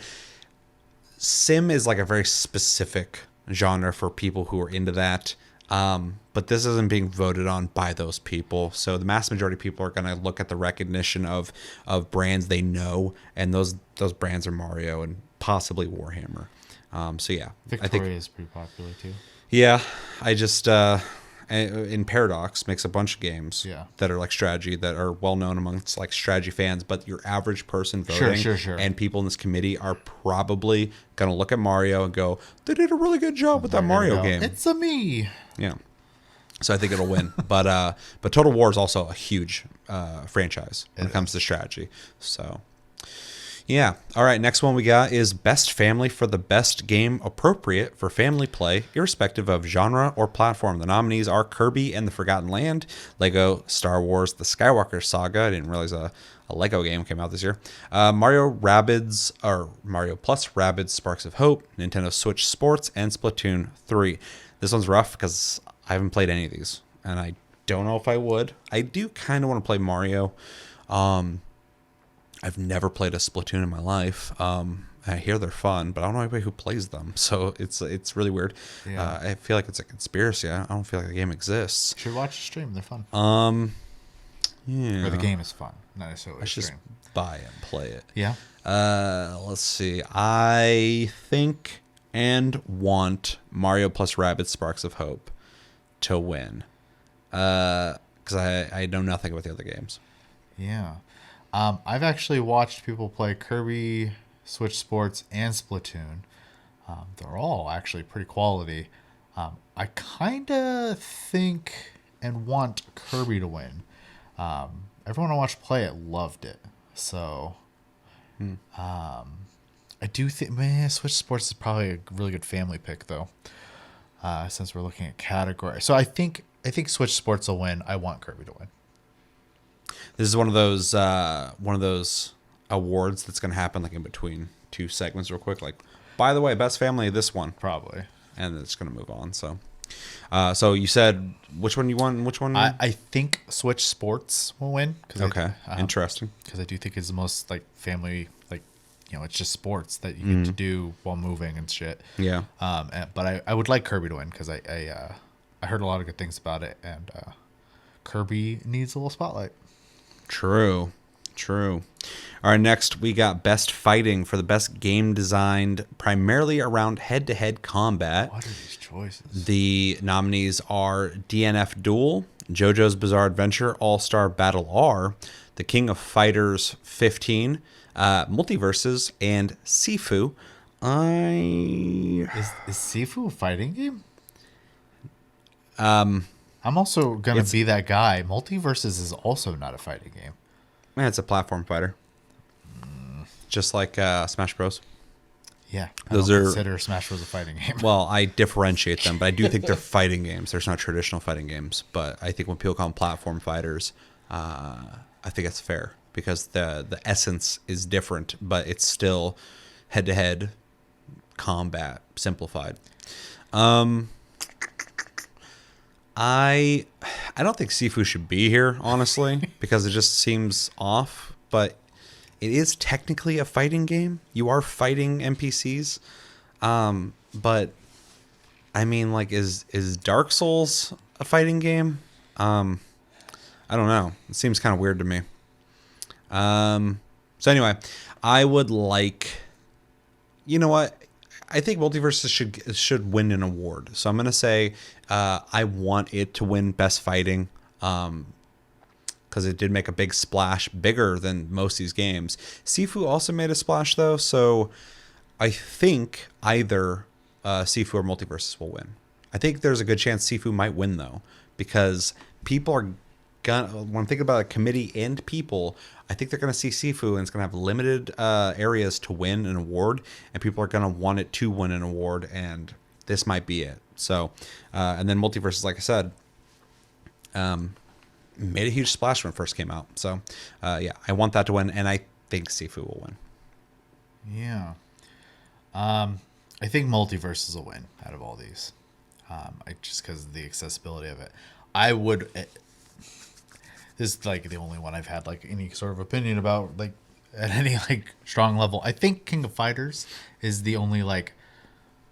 I mean, DNF Duel. I haven't played JoJo's. I don't know anything about that. DNF Duel had some pretty mixed reception when it came out.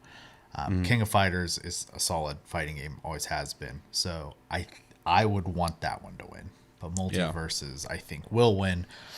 It's just more accessible.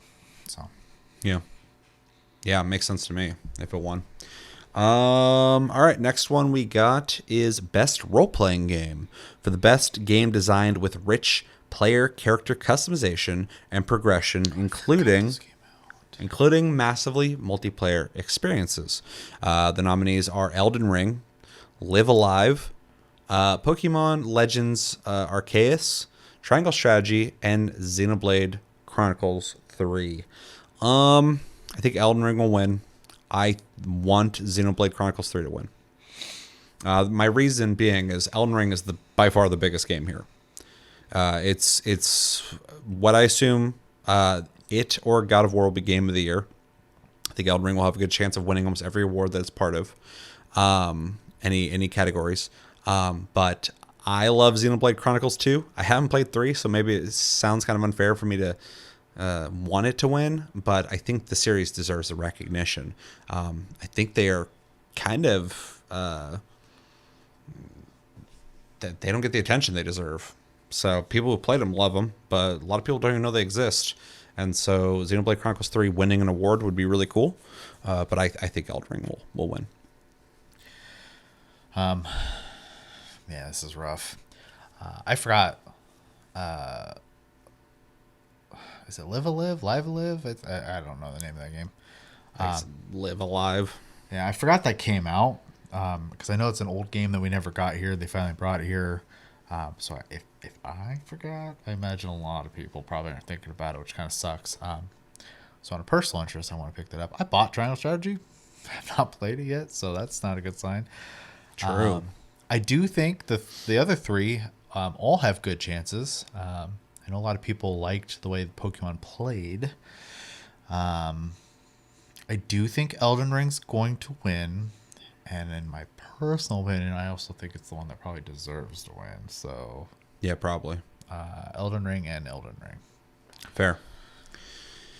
Yeah, I mean, I agree with that 100% because I loved Elden Ring, and it is a role-playing game, even though it's very actiony. Yeah, I just want Xenoblade to get some recognition. So Yeah, I don't have any feelings towards that series. Yeah. Negative or positive. I just don't have any. So yeah, that's fair. All right, next one we got is Best Action Adventure. For the Best Action Adventure game combining combat with traversal and puzzle solving, the nominees are A Plague Tale, Requiem, God of War Ragnarok, Horizon Forbidden West, Stray, and Tunic. oof. I think God of War Ragnarok will win. I also think sneakily, I don't know, man. I'm thinking like a committee discussing it, and they're probably going to give God of War Ragnarok other awards. They're probably going to be like, well, maybe we should give it to Horizon Forbidden West or Plague Tale Requiem because people loved that game. I'll just say I don't think Tunic is going to win. I think it doesn't have a chance in hell, but I don't know. I think God of War Ragnarok will win, and I would say I want God of War Ragnarok to win, even though I think it's kind of unfair. I feel like it should be, even though it belongs here, it just dwarfs all the rest of the games around it. I mean, I kind of just mostly agree with you 100% on that. I do think the only thing that's throwing me off with this at all is their description with combining combat and traversal and puzzle solving. Stray had really good traversal and puzzle solving, but there's no combat. Yeah. So, I mean, there technically is, but I would not consider that the focus of the game. I think God of War, Horizon, probably Tunic, because I think it's supposed to be like a Zelda-esque style game. Are all like the embodiment of the description they're using for the genre. Plague Tale is pretty close, though more stealth oriented, if I'm not mistaken. But I do think God of War, just kind of, especially with recency bias, is going to be hard to beat. So you think and want? Yes. Okay. All right. Yeah, it's a tough one. Next one we got is Best Action Game. For the best game in the action genre, focused primarily on combat. The nominees are Bayonetta 3, Call of Duty Modern Warfare 2, Neon White, Sifu, and Teenage Mutant Ninja Turtles Shredder's Revenge. I think Call of Duty's going to win, and I would probably vote for Call of Duty. I played a little bit of Sifu. I didn't play it enough. I know a lot of people loved it. So I think that's going to be a lot of people's pick. I don't think the committee's going to pick it, though. I don't know. We'll see. But I played plenty of Modern Warfare, and it's a solid game. I'm really enjoying it. So, yeah, I would pick that, and I think it will win. Bayonetta 3 I didn't hear much about. I watched someone play it. I saw all this fucking hype for years building up to that game. It came out, I haven't heard shit on it. Yeah, it kind of ran into this weird snag because, like, one of the people who was supposed to be the voice, I think, of Bayonetta, Originally was. yeah, made some claims That they offered her, like- apparently was debunked later. Yeah, it's really weird. But I think it stole some traction from the game. Yeah, derailed it. Yeah. That became the story, not the game. That she wanted people to boycott the game, or at least Which I don't know they if she. didn't, by I the don't know. way. I don't know if she wanted that, but people were discussing boycotting the game. I saw some people pretty adamant about it, but then like it got They debunked. found a cause, baby. Yeah, exactly. That's the next thing. And fucking Yeah. Anyway, it's so weird how that Yeah. game was so hyped for so long and then just came out nothing. I watched one person play most of it, and they were having a blast. So Yeah. I heard really good things about Ninja Turtles. I do want to play it. And Sifu, I think there's a good chance it could win. I look at Call of Duty, I'm like, it's Call of Duty, it's huge. And this is a good Call of Duty. So, yeah. I think Call of Duty is going to win. I want Neon White to win. Fair. All right, let's move on to the next one. We got Best VR AR for the best game experience playable in virtual or augmented reality, irrespective of platform. The nominees are After the Fall, Among Us VR, Bone Lab, Moss Book 2, and Red Matter 2. I am not up to date on my VR games, apparently, because I do not know these games outside of Among Us VR, which looks neat, and Moss Book 2, which the original one looked neat. I know Bone Lab, though. I think Among Us will win just because of how well it's known. That game was gigantic, and people are not going to forget about that. It's going to be the most recognizable of these, and fuck it, I'll say I want it to win too because Among Us is no slouch and it's a fun game.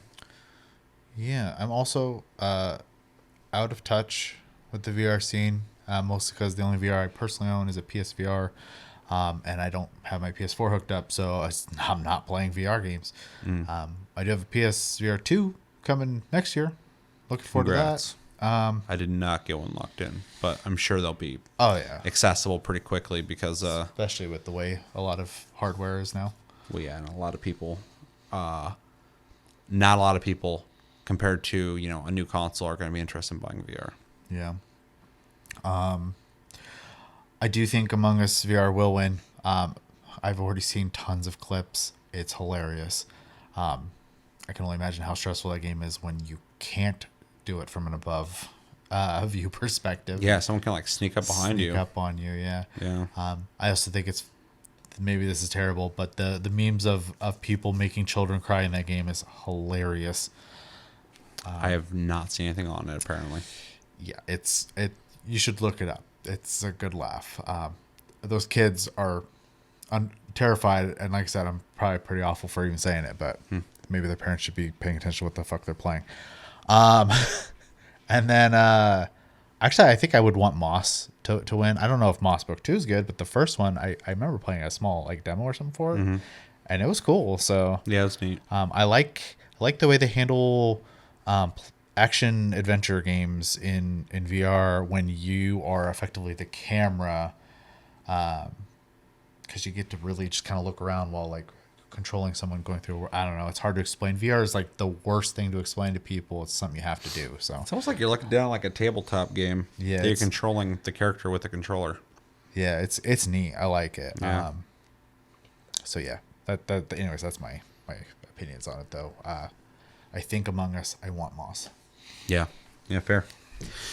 All right, next one we got is innovation in accessibility, recognizing software and or hardware that is pushing the medium forward by adding features, technology, and content to help games be played and enjoyed by an even wider audience. Nominees are As Dusk Falls, God of War Ragnarok, Return to Monkey Island, The Last of Us Part 1, and The Quarry. Let's see. I think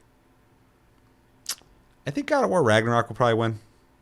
But I wouldn't be surprised if The Last of Us Part 1 wins because Naughty Dog is really good at accessibility in their games. They put a lot of work into it. But I saw God of War had a lot of work put into it as well. I don't know what the other ones are bringing to the table, but I think it's awesome they're all doing it. I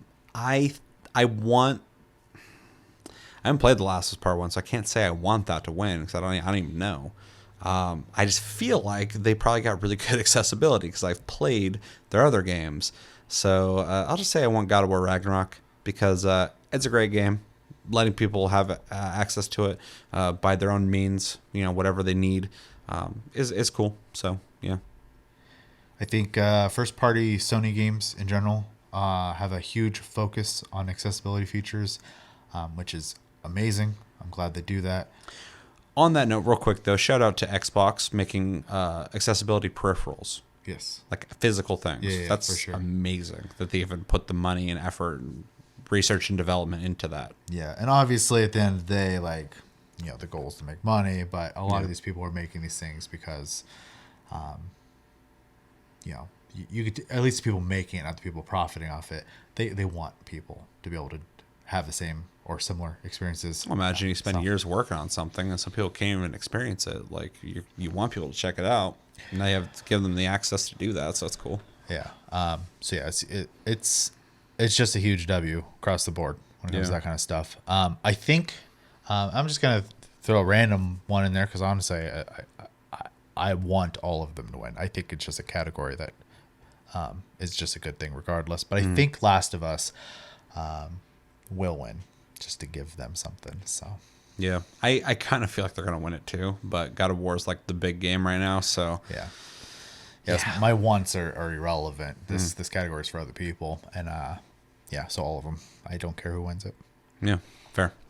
All right, let's go on to the next one. We got Best Community Support, recognizing a game for outstanding community support, transparency, and responsiveness, inclusive of social media activity and game updates patches. The nominees are Apex Legends, Destiny 2, Final Fantasy 14, Fortnite, and No Man's Sky.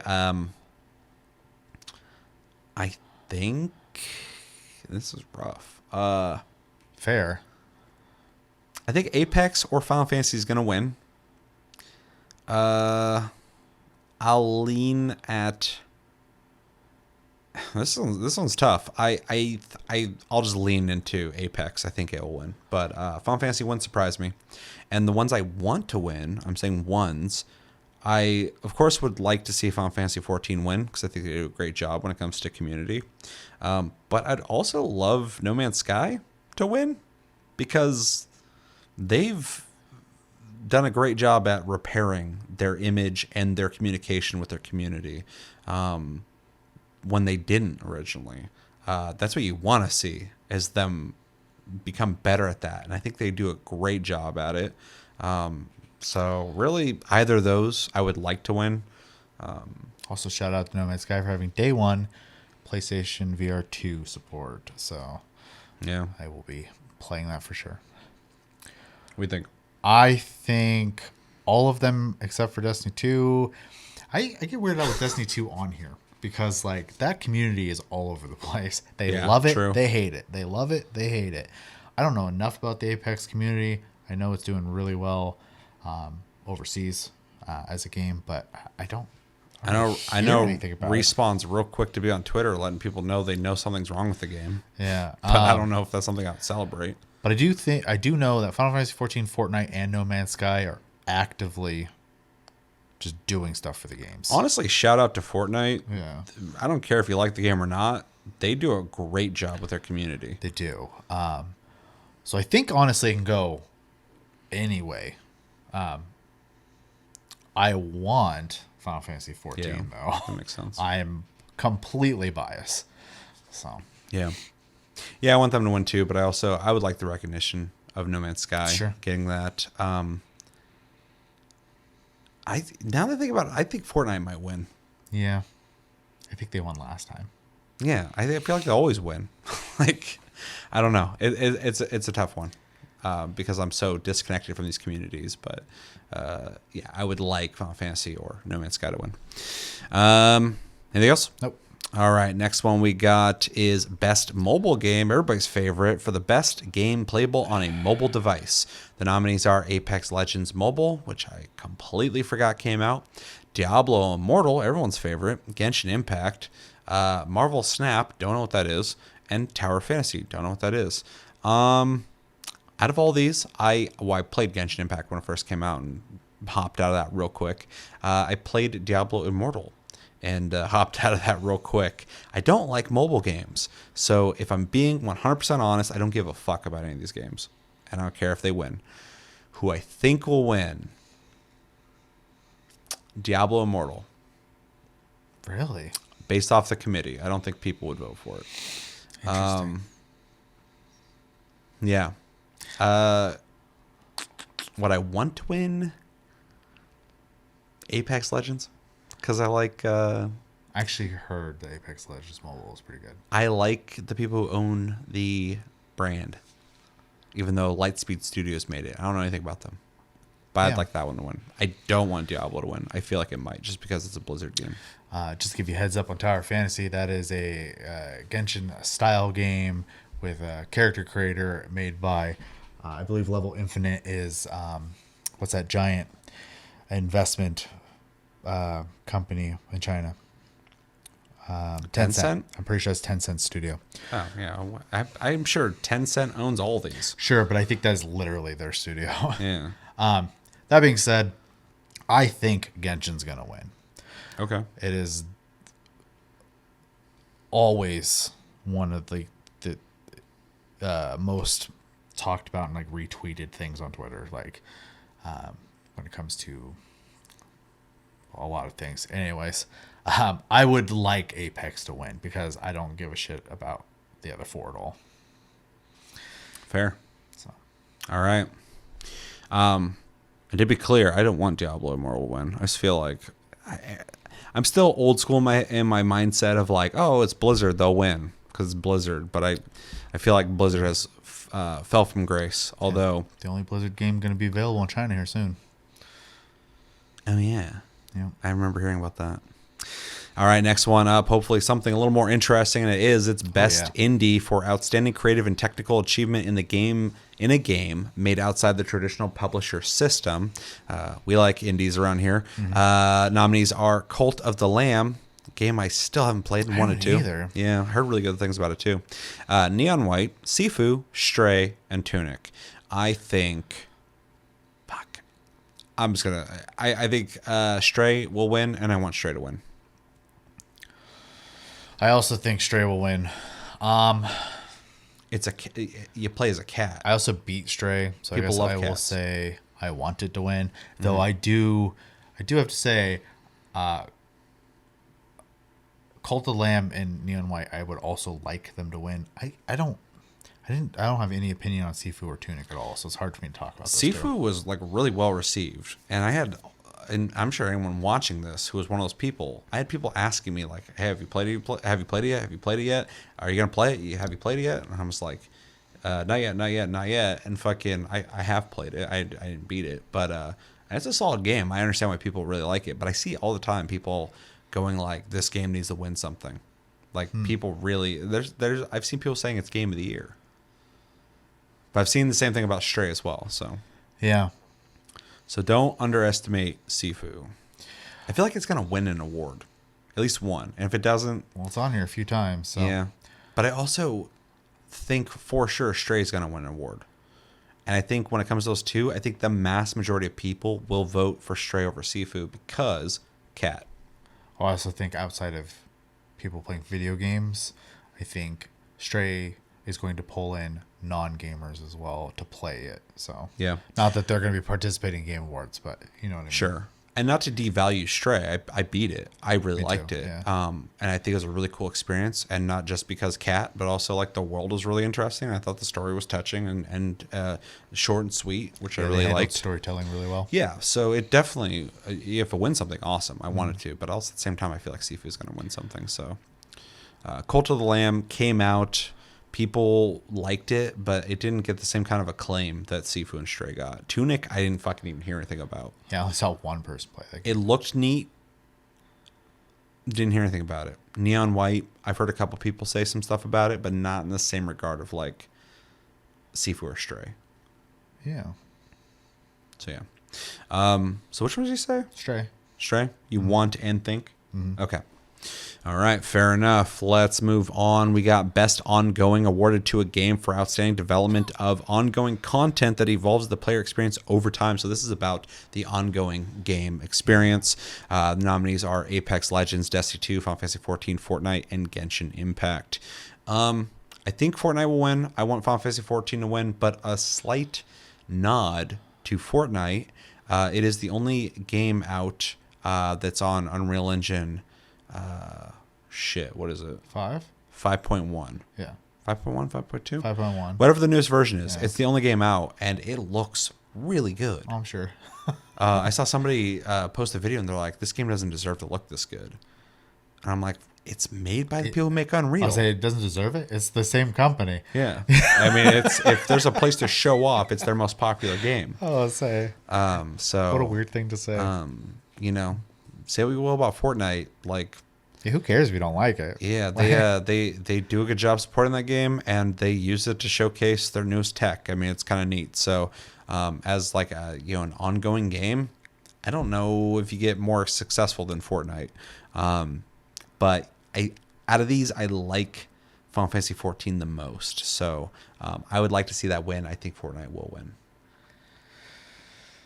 I think Genshin's gonna win. Unfortunately, I'm so disconnected from Genshin Impact that like I have no idea where people are at when it comes to that game. foaming I at don't- the mouth. I don't know anybody who plays it, or at least I don't know anybody who's vocal about playing it. So, but I kind of like it's a mobile game. I know mobile games are fucking huge, and that's a whole realm of gaming Well, I'm it's not also even a connected PC to. game. Sure, but it has multiplayer But there are and like crossplay global and stuff. markets where people do just play on their phones, and so like it's accessing a demographic of gamers that I'm not connected to, so I can't even make that judgment call. But I kind of believe when you're so ready to be like, this will probably win. Maybe I'm gonna be blown away if it doesn't. fair, Because like I said, they're foaming at the mouth for that game. interesting. I want Final Fantasy to win. I think if I had to give a second place, I'd probably say Apex, but I just don't think Apex has the steam it once had. So Yeah, yeah. at I least can agree with in that. a Western audience sense. I always So, see it kind of pick up again, but never to the point of when it was huge. It's just kind of riding its wave still. I mean, it has its player base the same way Fortnite 100%. does. The Fortnite did get that little bump when they added the no builder mode. Yeah, which I think was they almost smart. got me to hop in. I had it installed, and I was like, am I going to play Fortnite? Am I going to devote time to this? No, and I uninstalled it. So, Yeah. though I kind of want to check it out again with that Unreal update. So they keep doing little things with Fortnite that like make me go like, should I play it? But I don't want to. I don't want to. All right, next one. We got Games for Impact for a thought-provoking game with a pro-social meaning or message. I always think this category is kind of like, I get what they're trying to do with it, but at the same time, it's like, there's a lot of thought-provoking Is it games one out of there. these categories? Yeah, it's kind of pretentious, and I hate using that fucking word. Nominees are A Memoir Blue, As Dusk Falls, Citizen Sleeper, Endling, Extinction is Forever, Hindsight, and I Was a Teenage Eco-Colonist. EXO.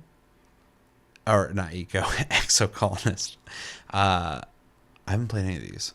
Me either. I have I haven't not heard of any of these. Well, I've heard of As Dusk Falls because it was in one of the Xbox presentations we watched, and it's that like moving picture game where it's like you pick decisions and stuff like that. Yeah. So because it's the only thing I know of, I think it will win, and I want it to win because I know it exists. So based on that, I'm gonna say I think that one wins as well.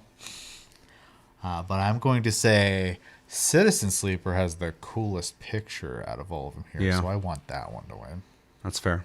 I want the eco-colonist. I actually love the picture for that Citizen Sleeper. It's a really good art, It looks cool. art piece. Yeah. Yeah, it looks cool.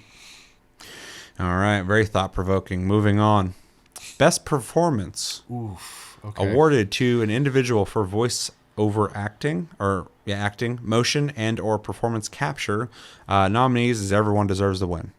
The nominees are Ashley Birch, who was in Horizon Forbidden West, Charlotte McBurney in Plague Tale Requiem. What's that character? Ashley Birch plays Aloy. The character in Plague Tale Requiem, is it Anise? I don't remember her name. I don't remember either, but main character. Yeah. Christopher Judge as Kratos in God of War Ragnarok. Manon Gage in Immortality. Don't know. I don't even know. I don't know what that game is. I'm sure she did great if she's on here. And then Sunny Soljic for God of War Ragnarok, and I believe that's who played Atreus. Holy shit! I think Christopher Judge will win, and I want him to win because he did a really good job. But like Sunny also did really good as Atreus. Ashley Birch did really good as Aloy. I think some of the writing for Aloy wasn't good, but she does. not her fault, But she does great. Like she plays it, especially because I'm playing like Tiny Tina right now, and it's the same person. She's got range, and she'll play her character well. So that's rough. And then I've played the first Plague Tale, and I think if it's the same actor, she did a really good job in Plague Tale. I hear she's even better in this. So, fuck, it's rough. I just think I think Christopher Judge. People like that guy. I think he's gonna win. I want him to win, but I think everyone here deserves to win. So, anyway, Yeah, straight up 5. they all did great. I mean, I don't know. the I just immortality one, assumed right? she did a good job. But other ones I know, MVPs, they do great. I have nothing negative to say. They're doing really good work. I do think Christopher Judge is going to win. I also want him to win, mostly because in God of War Ragnarok, instead of just being a grunty, typical Kratos, he has way more emotion and range. Subtle emotions. Very subtly though, Yeah. which I think is very talented to do, because Sure. it's really hard to like make someone who's kind of like one emotion. Well, I mean, he could have just like I am Grooted his way through that Yeah. character easily, and he might have done in the last God of War. I think he did a good job in that for sure.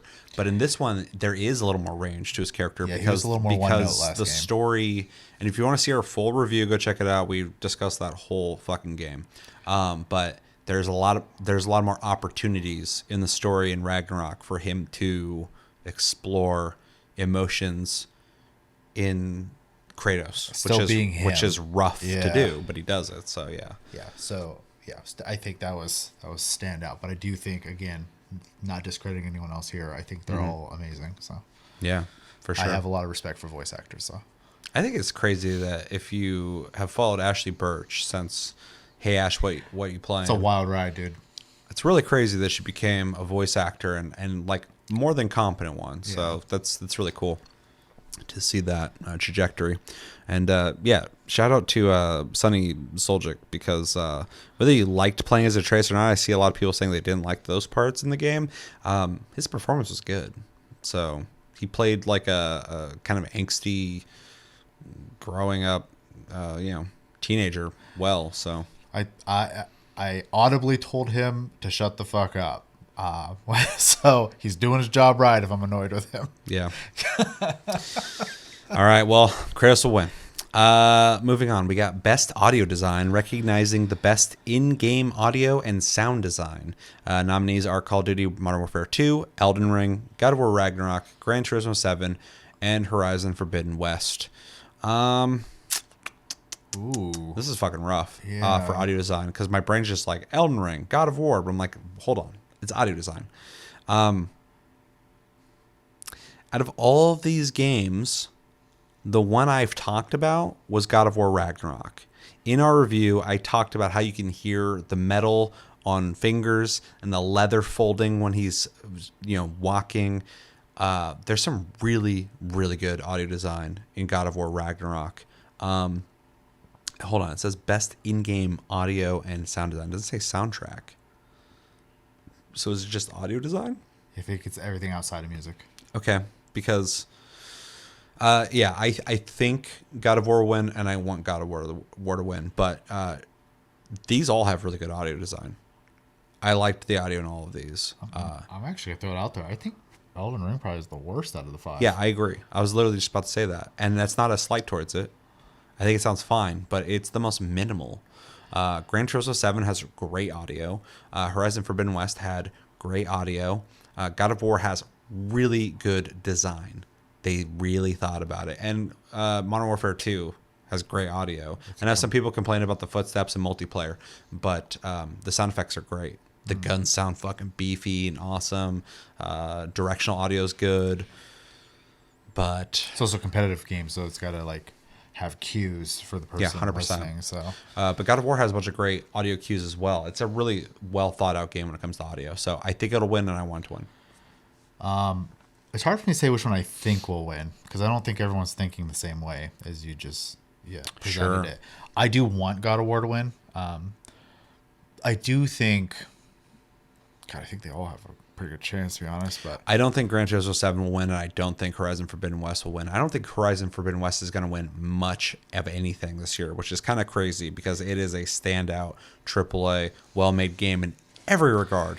But the other games that came out this year fucking overshadowed it. Guerrilla has a tendency to release games at terrible times. Crazy. That game would have been game of the year almost any other year. And it comes out on years where like some just slightly bigger game comes out. Yeah. Fucking crazy. Anyway. Yeah, I don't think those will win. I think just to mix it up, I'm just gonna say I think Call of Duty is gonna win, but I want safe bet. God of War to win. Yeah. Yeah. And my brain's like, well, about Elden Ring, that's a great game. I'm like, but sure. audio design. But It's- it just has video game audio, like Yeah, basic exactly. video game Yeah, audio. Like, it's fine. It's Yeah. fine audio, but it's not like it didn't make me go like, oh shit, they did a really good job on that right, audio design. there's no gushing. Exactly. Yeah. Whereas like God of War, as I was playing, I was going like, whoa, they did a good job here. So, Yeah, for sure. and Call of Duty for sure. That's a safe bet. Okay. Next one, we're in the 5th category now, which is best 5. score and music for outstanding music inclusive of score, original song, and or licensed soundtrack. The nominees are A Plague Tale Requiem, Elden Ring, God of War Ragnarok, Metal Hellsinger, brave of them to throw that in here, and Xenoblade Chronicles 3, which I have not played, but I bet it has amazing music because I love the music in Xenoblade Chronicles 2. This one's tough. I can't speak on any of these games except for Elden Ring and God of War, which really sucks. Yeah. I also don't think Metal Hellsinger will win. And I know a lot of people who played it probably are like, but the music's awesome in it. I'm sure it is. Do you know what that game is? No. It's like it has like metal playing, like heavy metal playing to while you're shooting stuff. So they did some really neat stuff with like the design of the game. If it's not the same game, I've seen another game just like that. Then Sure, yeah. But because it's not going to have some big orchestral score that was made for it that makes it feel huge and cinematic, I don't think it's going to win. I don't think Xenoblade Chronicles 3 will win either, just because you're either a fan of that series or you're not. And if you're not a fan of it, you're not even thinking about it. Elden Ring honestly has some really good music, but it also sometimes just doesn't have a whole lot of music going on when it comes to like the atmosphere. And then God of War Ragnarok, I think, has a very well done soundtrack, but no songs really stuck with me, which is really interesting. Fair. And I haven't played A Plague Tale Requiem, so I can't tell. Although a Yeah. bunch of people say that game's like beautiful, so I can only assume the soundtrack is really good for it. I think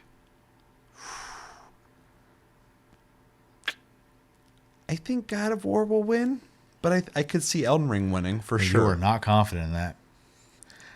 I think either of those could win, but Yeah. I don't know. And what I want to win, I'll go with Elden Ring. Yeah, again, it's the same kind of thing. I only know the soundtrack of 2 of these games. And I'm going to be honest with you, I can't remember a single song in God of War. It's honestly probably one of the weakest parts of the game for me, is that I'm not thinking about the music at all. There's one song that almost sounds like the Halo song. It starts off like, oh, and it goes, oh, it goes like louder and it goes higher. And I'm like, okay, now it's not Halo. You think it works really well in the regards of like the game itself, but like I'm not thinking of it as in the terms of like a soundtrack. Mm-hmm. I think FromSoft in general knows how to make epic ass music. Yeah. So I want Elden Ring to win. The fights in that feel intense, very much so because of the music on top of the difficulty. Well, it's fucked because the fights are intense, and They then it's just like any From Software game, but then the music hits and it makes it even worse. Just amps it. Yeah. And just to again mix it up, I'm gonna say I think Plague Tale will win because I know it's a cinematic Interesting. game. And I'm just gonna kind of throw a random guess out there I want to just comment real quick. We both want Elden Ring to win. for music. Yeah, Okay. 100%. I keep picking God of War Ragnarok on a lot of these things, just because I think it's going to probably be the standout. But I also feel like Elden Ring could be. But God of War is just one of those games that I feel like the people who wouldn't play a Souls-like game would play God of War. So that's why I kind of keep thinking like it will win as opposed to wanting. But it's also a great game. I just keep noticing, I keep going God of War, God of War, God of War, because I'm like, it's a big AAA game. Big AAA games win. Like everything typically. So, but yeah, when it comes to music, Elden Ring's soundtrack is fitting. It's very stressful and big and epic and dark. I love it. Yeah, it's really good. All right. But also, I know Xenoblade Chronicles 3 has an amazing soundtrack without even hearing it. So I need to play that game. Okay, so number 4, we got Best Art Direction for outstanding creative and or technical achievement in artistic design and animation. That's an interesting one. That's a weird curveball thrown there. Sony just wins across the board. If there's just like an animation, best animation, Sony would win. Have you guys seen Callisto Protocol? Regardless of what you think of that game, it looks amazing. The character models look amazing, and the animations look amazing. And Sony put 150 people of theirs to work on that game, which is crazy. And they gave them access to their motion capture studio. I don't know why Sony was just like, this isn't our game, but we'll help you. Anyway, that quick little tangent. The nominees for Best Art Direction are Elden Ring, God of War Ragnarok, Horizon Forbidden West, Scorn, and Stray. Regardless of what you think of Scorn, it has a very unique art style to it. Yeah. And I'm glad, even though I know it won't win, I'm glad to see it get some representation. Because if it had one thing going for it, it was the way it looked. That being said, oh man, I want Elden Ring to win in art direction. I thought the world in Elden Ring was incredible looking, and I think it might win. God of War also has an amazing art direction. All these games have this is a hard one. These all have great art direction. But I don't think Scorn will win. I don't think Horizon Forbidden West will win. Stray could maybe win because it has a very unique, quirky art style. God, I feel awful for Horizon. But yeah, so do I. I hate it because I'm like that game. That's like a AAA, very well made game, and it just like is gonna be overshadowed by Elden Ring and God of War. And God of War has like these big, epic, fucking set pieces and like crazy visuals, and that's art direction. The crazy visuals is art direction.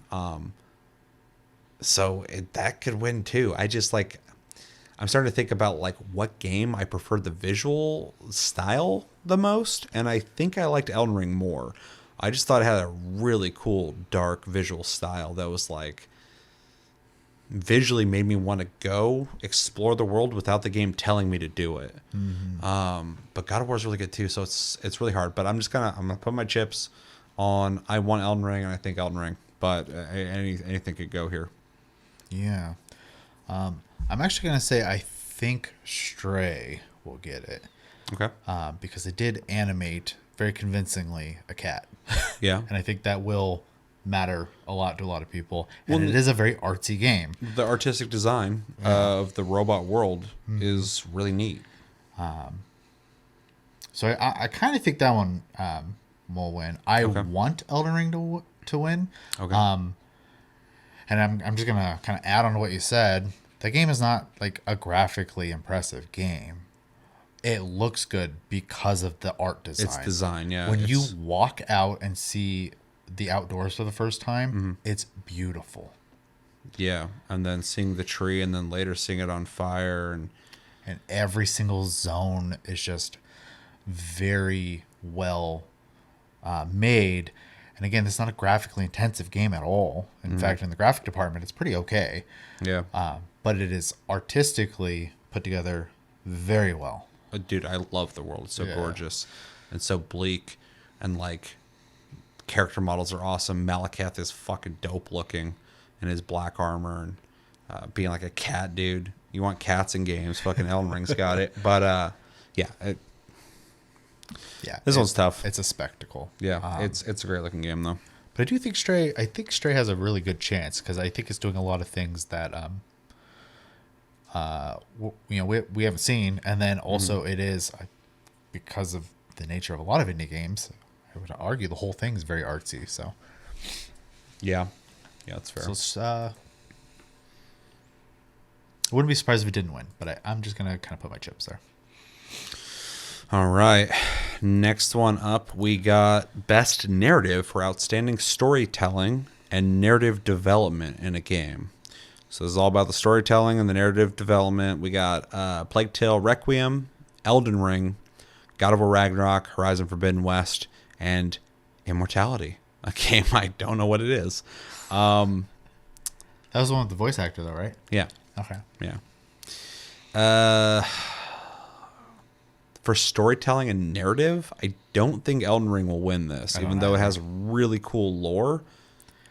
It doesn't tell a specific story clearly as well as like God of War does. Also, the flow is very much based on like you sticking to the story and Yeah. not wandering around. And in Plague Tale Requiem, I hear the story's really good. Horizon Forbidden West, I've heard mixed things on the story. I never beat it, but I am over halfway through it, and it's interesting. So only because I've played it, God of War Ragnarok, I want to win. I think a Plague Tale Requiem will win. But I also wouldn't be surprised if God of War wins. Yeah. I'm 100% in agreement with you. Okay. And I do think it's because, for narrative reasons, I think Plague Tale is literally a narrative game. It's a story game. Yeah. And I remember the little bit I played of the first one doing a really good job at doing that. I really like God of War story and the way it's told, but it does have a lot the same thing I was kind of like hinting at with Elden Ring about like it's really easy to wander and like stop being told the story as well, and so that interrupts, I think, the flow. I also think that the story is very open in God of War, versus I think in Plague Tale it's going to be a lot more focused. So Yeah. yeah, that's where my head's at on that. Yeah. I mean, I agree. So. Yeah, and I don't know how I don't know what Immortality is.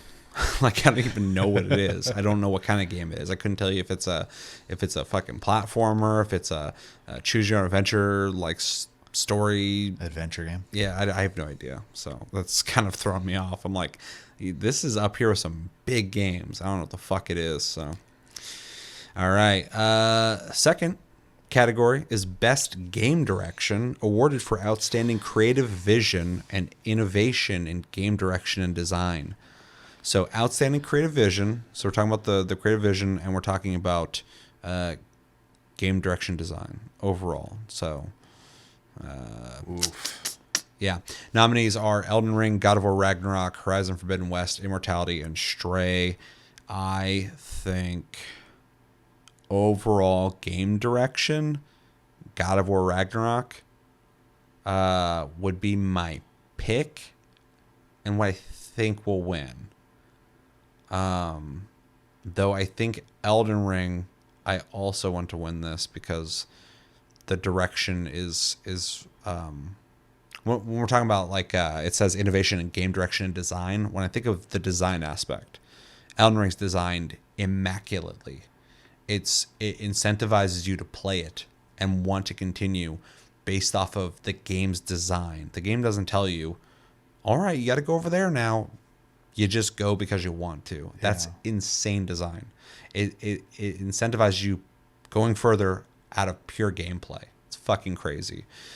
But God of War Ragnarok, across the board in every single way, is directed insane. From the world design to the gameplay design to the audio, like everything is designed so well. It is such a pillar of what AAA strives to be, and so it's hard to overlook that. I don't think Horizon Forbidden West will win, even though I think if it won, great. I would be happy for it. Immortality, I know nothing about, and Stray. If there was a best indie game direction, I think it would win. It has really smart design as well, but For sure. it's just not in the same ballpark as Elden Ring or God of War in terms of like it doesn't have the budget, the team, or anything to create something as well designed, and it doesn't have enough variables to compete, in my opinion. So, yeah, I what did I say that I wanted? God of War. Okay, because I'm looking at both of them. I'm like, fuck, they're both good, but in different ways. But I just think like if you average it across the board, everything in God of War is so well designed. But I think Elden Ring's core gameplay design is like one of the best in like the last 10 years. Better than God of War in that regard. So, but yeah, I just feel like everything in God of War just kind of hits the right note. So I want and think that'll win, but I wouldn't be surprised if Elden Ring gets it. Yeah. I think God of War will win. Yeah. I actually would say though I want Elden Ring to win. Yeah. And I think that's mostly because as someone who struggles with open world games, That's fair. I put a lot of time into that game. Mm-hmm. So I think that counts for a lot. I think it was the director of Elden Ring recently came out and he was being interviewed and someone was like, why do you think the game did so well? And he's like, I don't know. Like, he doesn't even know. So like, because for him, it's, I mean, I'm sure it's, they're playing that up a bit, but like, it's just like, they've been making games like this for a while. It's just a bigger game, but like, I think it's a culmination of many things that made the game really stand out. But I just thought it was funny. It's just like, like fucking, and here I am going like, it's one of the best like designed gameplay games I've played in fucking years, easily. So yeah. Anyway, you said you wanted Elden Ring? I want Elden Ring, but I think God of War will take it. I also want Elden Ring, but I also want God of War because just everything's so well done in that game. It's fucking crazy. Okay. Last category. We will not be saying what we want because we have to keep that secret for when we have our conversation. So if you want to know what we think the game of the year is for 2022, you're going to have to join our conversation when we have it. We'll probably have it in about a week, in which we will be discussing our game of the year and our two runner-ups, games that we think deserve, that could have been game of the year, but just did not make it. And this year, I'm thinking possibly because there is a good chance the people we have on this conversation, I'm going to try and get everybody, all the Tasty Crew on. There's a good chance Elden Ring or God of War will be people's game of the year for 2022. And if not, awesome. I welcome that. We might start with our game of the year this year and then do the runner-ups after, because if we do the runner-ups, it's going to reveal our game of the year before we get to discuss it. True. So we'll have discussion about it and figure it out, but look forward to that. We will not be talking about what we think the game of the year is here, or what we want to win, obviously, because I'd be revealing. So we will discuss what we think will win, though, and what we think about these nominees. So with that game of the year, recognizing a game that delivers the absolute best experiences across all creative and technical fields. So the best game of the year.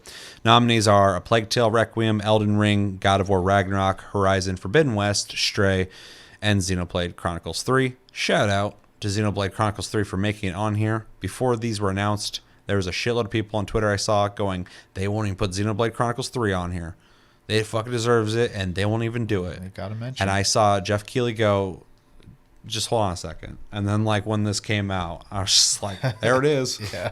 So, you know, shout out to that. And I've seen plenty of people, specifically over on my TikTok, telling me when I asked them what they think is going to win Game of the Year, quite a few people said Stray as well, said Xenoblade Chronicles 3. So funny thing about Xenoblade Chronicles 3 as well is a guy I watch for Final Fantasy and Square Enix content in general, Mr. Happy, does not like the Xenoblade games, but Interesting. Specifically the second one he really did not like. Ooh, I love that game. His chat would not leave him alone. He finally played this and he almost dropped it in the beginning of the game. But then he said, Does he not like the combat? I don't know what it is about it. Okay. Something he doesn't like. Combat's about kind of it. weird. But he said after a bit, that game has a moment where like he's like, it clicked for me finally. Like So I guess it starts a little slow, but afterwards he's like, it just goes, and it was way better than. I heard it's really good. Yeah. So for someone who doesn't like the series to come and like say that's a good game, I think is also a good testament to it as well. So, Yeah. I have no personal experience with any of them. So Yeah. And then also one thing I kind of want to throw out there as well. This is the first year ever for the Game Awards that every single nominee, I would be happy if it won. this is true. That's a weird thing for me because a lot of times I'll see a game, I'm like, why is that there? Yeah. Why? Oh, that's a pity pick. Why is that there? Yeah. Or like, oh, well, that's a fucking Nintendo game. Of course it's gonna win.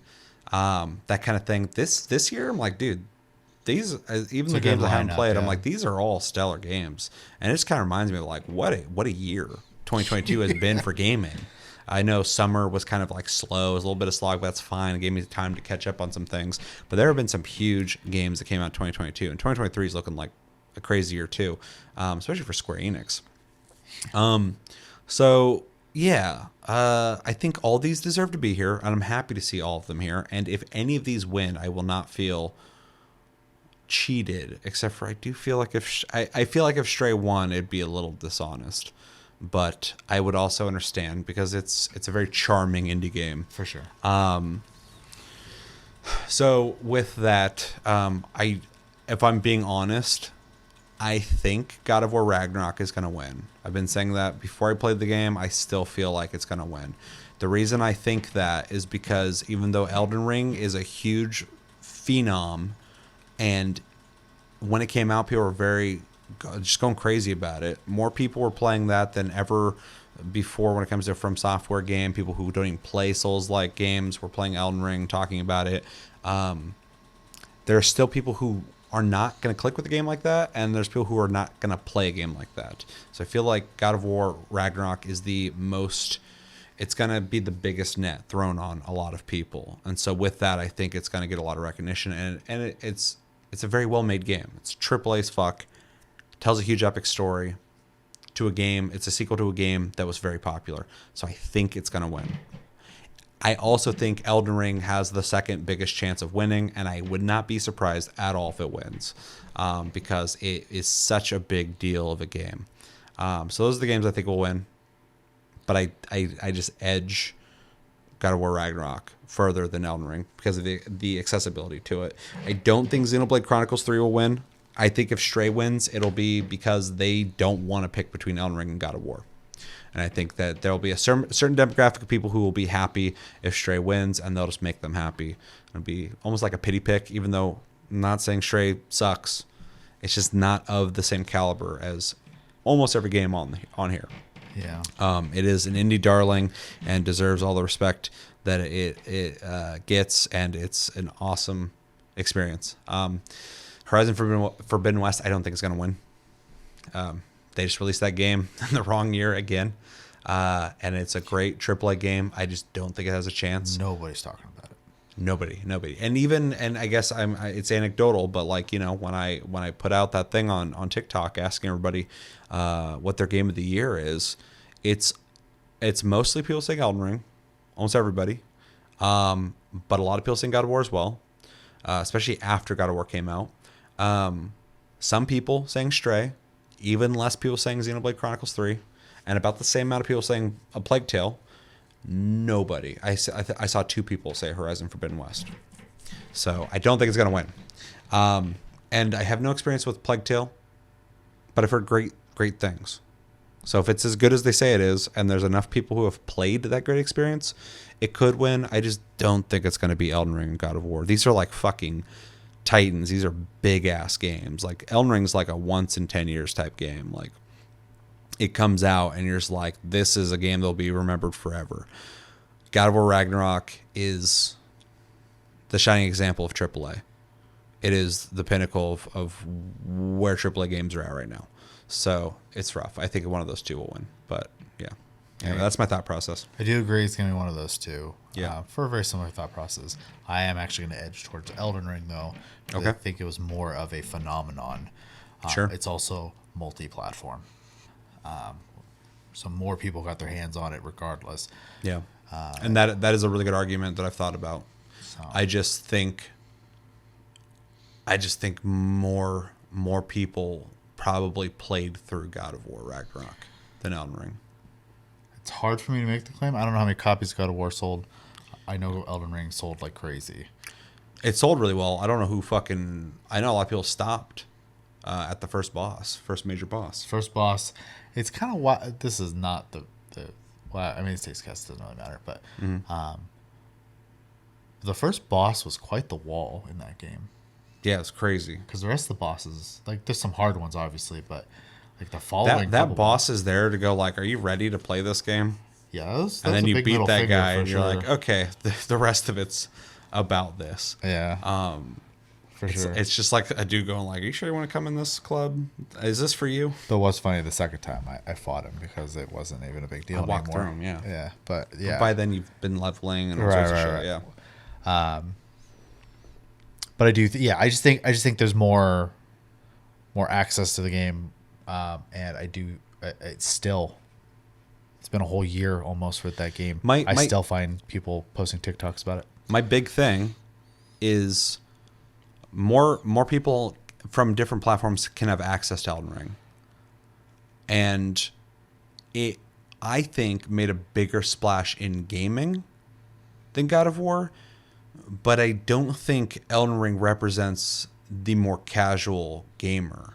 I think hardcore gamers were more vocal about Elden Ring, and it sold really well, but I think a lot of that was word of mouth. And I think a lot of people probably didn't play all the way through it. I think a lot of people probably didn't.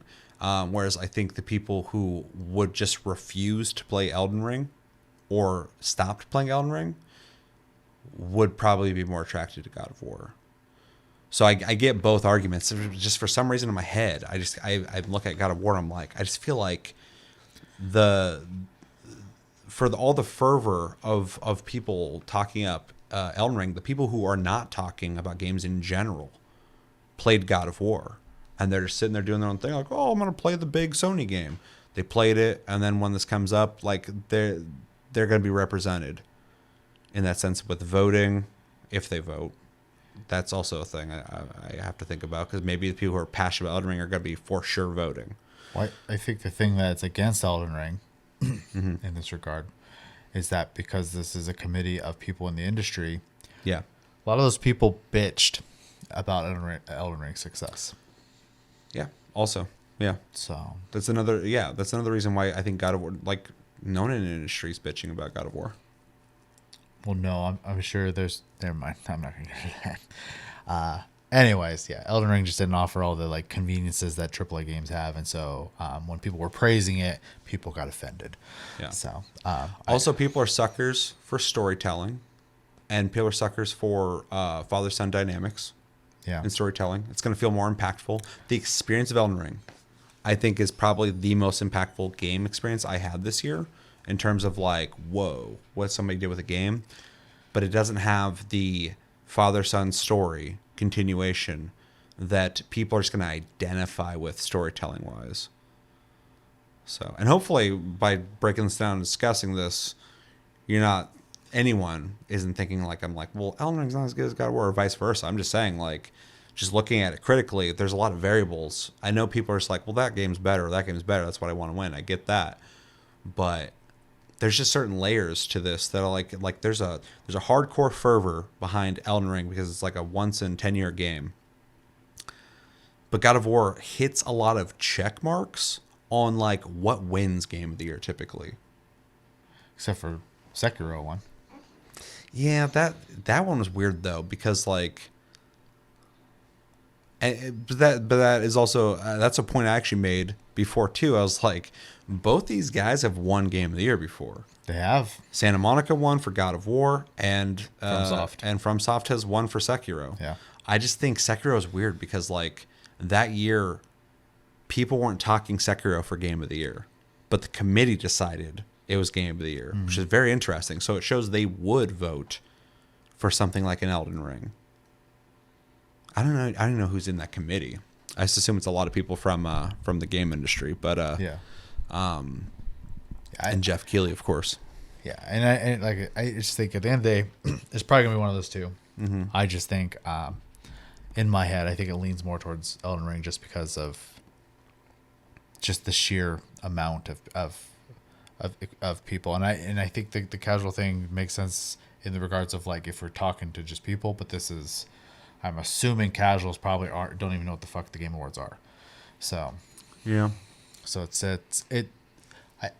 I don't think, I don't have a hard opinion in that regard. I do think there are more variables in Elden Ring's favor in that regard, but I do think God of War hits all of the, like you said, all the check boxes for just like what you expect out of game design. So yeah. Yeah, like if Elden Ring didn't come out this year, I'd just be like, God of War was going to win. I think it'd be hard to argue. Yeah, just because like when it comes to AAA, and there's other AAA games here, it just did everything that you expect a AAA to have to do to win. But Elden Ring's just like this fucking thing that happened, this anomaly that happened that just did everything right when it comes to gameplay, which is the most important thing in a video game. People forget that sometimes because you look at the spectacle of AAA, you're like, wow, it's insane video games can do this. But then you go, but wait, gameplay is really fucking important, and Elden Ring has phenomenal gameplay. So it's rough. Yeah. But like we've said already a million times, we both think one of these two games is going to win. Yeah, and I don't care I don't care either. who wins. Yeah.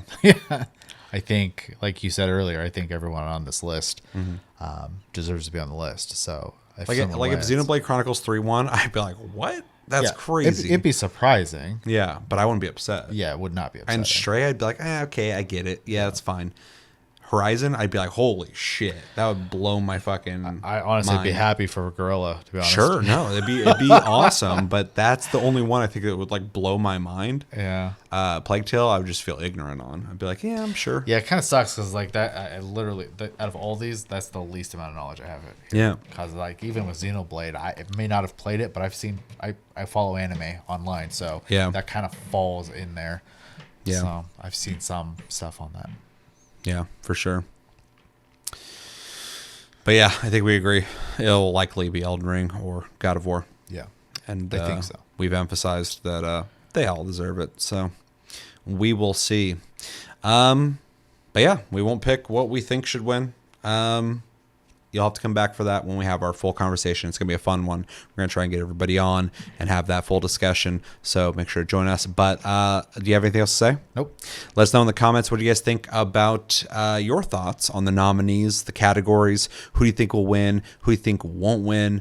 Is there a category you think they should have? Is there a category you think they should get rid of? I don't care about the esports stuff. They should just have like a esports awards show, maybe. I don't know. But it's part of gaming, so I get it. Jeff Keighley wants to make sure everybody feels like I thought it's bigger and bigger every year. I just think, Yeah, I just for don't sure. think me and you are the demographic. we're not. But every time we discuss it every year, I'm just like, Sure. we could just skip it, but at the same time, it's a little fun to just kind of like see what's going on there a little bit and go, okay, that's the thing, that's the thing, that's the thing.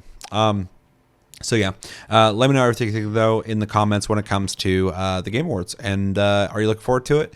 And what do you hope to see when it comes to game reveals? And yeah, join us on Thursday. All right, it's that time again where we read your comments and reply to them. If you want your comment read for sure, type in hashtag AskTLG or hashtag TastyCast. I'm going to have to take some headshots for you something. It helps finding the comment, and I will prioritize your comment and make sure it gets read as long as it's appropriate for YouTube. Otherwise, I pick a random. So if your comment doesn't get read and you're like, what the fuck, did you didn't read my comment? Type in hashtag AskTLG or hashtag something so I can find it, and I will read it first. So we did a review for God of War Ragnarok. We did a full spoiler talk, so hopefully you either watched it or played the game all the way through before you joined us, or you didn't care that we spoiled it for you. But we had a really good conversation.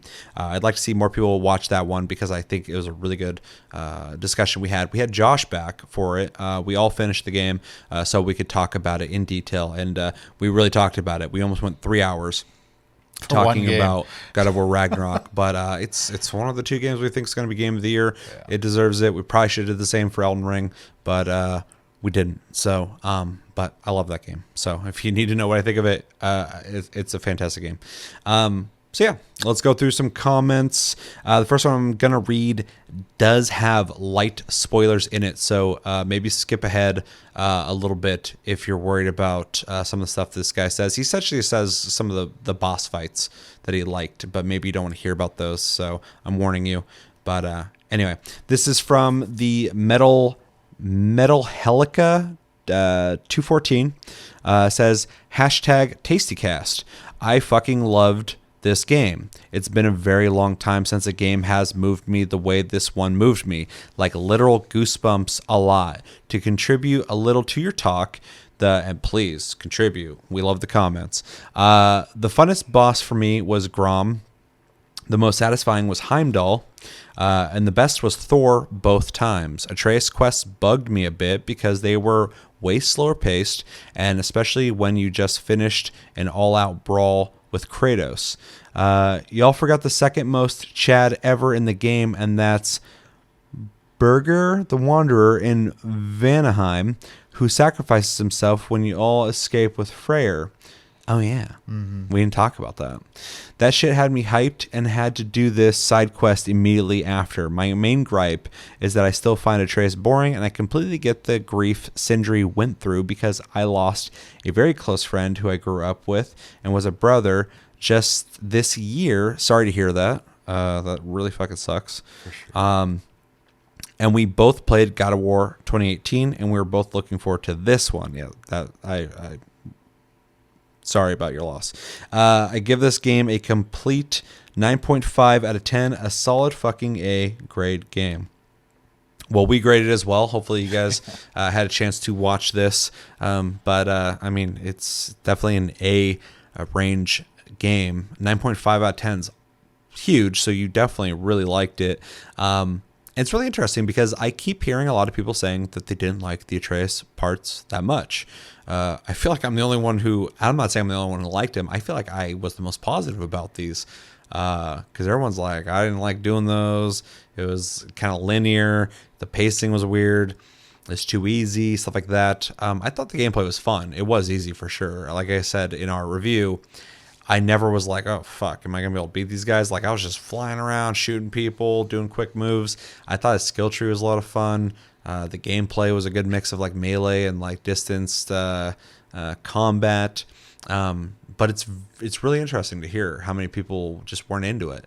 But you're specific about the Atreus quests. Bugged you a bit. So maybe you still like the story segment of that. But I get where you're coming from when you say that, you're doing this after an all-out brawl with Kratos, especially when you're playing God of War. You're here for Kratos. You want to play as Kratos. They pull the old switcheroo like Raiden from Solid Snake. You're like, what the fuck? Why am I playing this guy? So I get that for sure. I think it's fair completely. And yeah, let's see. We did not talk about that guy, though, for sure. But you reminded me, and I remember that was a really cool part in the game. And then I'm glad you kind of added with the bosses, because there's a lot of them, and they're all really cool spectacles. Grom was awesome. Heimdall, for sure. And, yeah, I thought Thor was definitely a standout. But they definitely made him that way, like on purpose. They really wanted him to be likable. Like we discussed, though, and I won't say it, I thought it was really interesting how they dealt with this character. I'll just put it that way. Just watch, for anybody watching this who didn't watch that, I don't want to talk about it too much. So Yeah. I don't really have much to add to that. I agree with what you said. I also think, you said, we didn't really talk about that guy, but the follow-up quest, which is a running theme in the game. So if you have not played the game, the side quests are very connected to everything going on. Yeah. But there's a side quest that gives you some more on that guy. So totally recommend doing. And then, yeah, like, was already expressed, sorry for your loss. That's something obviously that is not easy to go through, especially when you have, like you have brought up here, this connected point of interest. And yeah, I mean, I just have no idea. Like, how to relate to that, but it is awful. You played it for him, though. Yes. You played the game for him. And then the rest of it, I just kind of agree with what you said already. So Yeah. Glad you liked the game a lot. It's definitely a very well-made game, and I think a lot of people really loved it. It's one of those games that you celebrate in gaming. All right, thank you for the comment. The Metal Helica 214. I'm like looking at all the letters. I'm like, I said that right? All right. So next comment we got is from Tom B saying, I mostly agree with all that is said, but regarding the modern dialogue, I have to say that I played the German version, and it's by far the better version in that regard. Hard to explain, but because German is also European, they chose better words in line with how people spoke back then. Great review, great game. Thank you. I'm glad you enjoyed the review. I also agree it's a great game, and that's a very interesting thing you bring up because I don't speak German. I didn't play the game in German, but it's interesting that the tone can change based off the translation of the game because if, in case you guys don't know what he's referring to, we kind of talked about how sometimes, specifically me and Josh, the dialogue went from feeling like more authentic fantasy, old school, to sometimes very modern, not sometimes feeling kind of Marvel-y, like Marvel movies, almost sitcom-y, quips and stuff like that. And it's not a deal breaker, but it's just something that was noticed. Something maybe changed in the writing, the writer's room, new writers. Maybe a writer changed the way they wanted to do it this time around. Maybe the director was like, hey, let's change it up a bit. I don't know what happened, but this was something that we felt when we played the game. And so it's interesting that, maybe that kind of writing doesn't translate into German very well. Maybe, to make it, more understandable, they changed it up. Maybe that's not popular over there. So it's just really interesting to hear that it doesn't feel that way in German. So really, really interesting. I mean, I don't really know what to say to this outside of that just sounds like localization to me. Yeah. I mean, I see it in anime all the time. Stuff gets brought over here, and it's either they do a good job localizing it, or a onigiri gets turned into a jelly donut. So, yeah. Well, thank you for the comment, Tom B. Always appreciate your comments. We got another comment from Jeremy Melinda saying, always love your videos, and I still believe you guys are so underrated. It's criminal.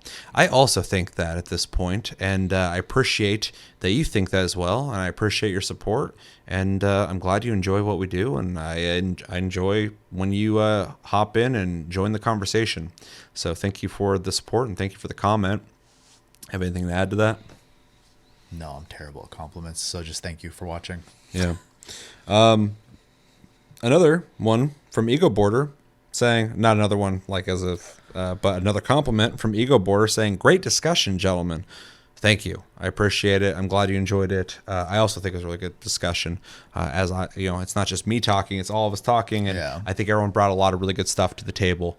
I think because the long form format of the conversation, we can really kind of deep dive on any little detail that we wanted to, as we all spent many hours playing this game. There's a lot to discuss, even more than just the story. So I'm glad you enjoyed it.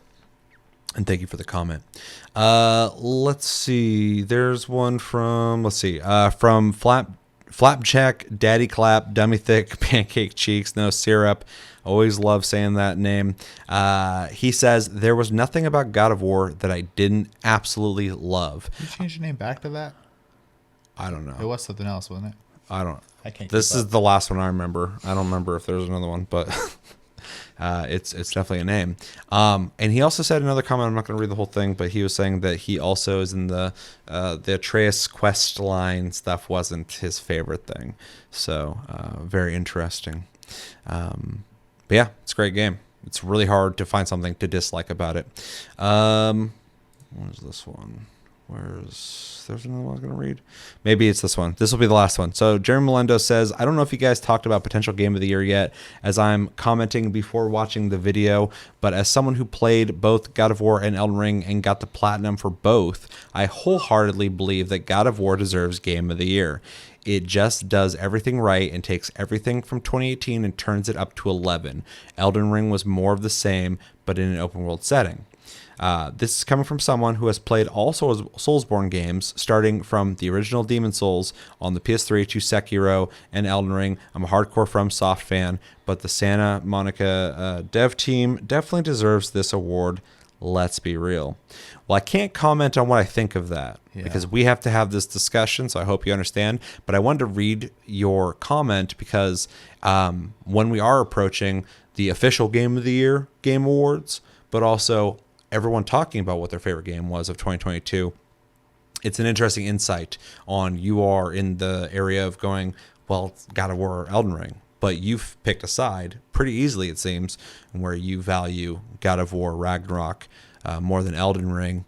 And at least you have played plenty of Soulsborne games. I've also played all of them, so I feel you on that and that evolution. And I do think also that God of War Ragnarok is the last game turned up to 11. I think they took everything that worked in the last game and made it even better. One thing I would like to throw out there, though, just to kind of add some counterbalance, counterweight, is it's interesting you say that one is just the last couple games but open world, and one is the last game turned up to 11, whereas I see some other people saying that, even Josh in this review said that God of War Ragnarok felt like God of War 2018 2.0. That it kind of felt like DLC. He said it felt like DLC. Yeah. I've seen that said a lot as well. So it's very interesting to see that there are people who appreciate these games, but on different levels. I also, just from a wording standpoint, saying, and I'm not trying to change your opinion. I'm just, the sentence is funny to me, saying that takes everything from 2018, turns up to 11, and then saying it's more of the same, but an open world setting, is almost the same sentence with different emotions behind it, basically. Mm-hmm. So it's just to throw that out there. Yeah. Well, he's saying one though is upping the ante, and the other one is changing the formula. But they're also both saying. Mm-hmm. They're like what they've done before, with slight changes. Like that's basically what they're coming down to if you boil them down. Yeah. And I'm not saying, obviously it's your opinion, you think what you want. It's just a funny sentence to me is all I'm saying. But yeah, I like that you have already made up your mind. You've played both games quite a bit. You said you platinum both. You have experience with both series. And it seems like you're pretty confident in what you think on this. So I like it. I like that you've made your decision. And yeah, quick question though. If you watch this segment, this part, since you've already picked your game of the year, what would be your 2 runner-ups? I would save that for when we do our full episode and definitely bring it to that episode. But because we are just continuing your comment, let me know, because I'm kind of curious. Like, obviously, it sounds like Elden Ring maybe would be one of your runner-ups, but is there another game that you think kind of competed with God of War, or is God of War just like that good? I'd be curious to know your answer on that. And yeah, I think that's going to do it. Thank you, everybody who commented. Again, hashtag AskTLG on your comment if you'd like to for sure have your comment read and replied to. Otherwise, I pick at random. But that's going to do it for this episode of TasteCast, episode 178. As always, thank you for watching. Make sure to like and subscribe if you enjoyed this episode. Make sure to check out our other episodes. Check us out on our streams and socials linked down below. Check out our Discord link down below. You can talk to us anytime, all the time. We're on iTunes, Spotify, and the podcast platforms if you prefer to listen to us in audio form. And I have a TikTok link down below if you like to watch my shorts that I create couple times a week. And yeah, we have a Patreon if you like to support the channel more than liking, commenting, sharing, and subscribing. If you're brand new, I've been Seth. This has been Chevy. Thank you for joining me, Chevy, and thank you for joining us, everybody who watched this. And until the next episode, which will be at the very least the Game Awards on Thursday, have a good one, guys, and take it easy.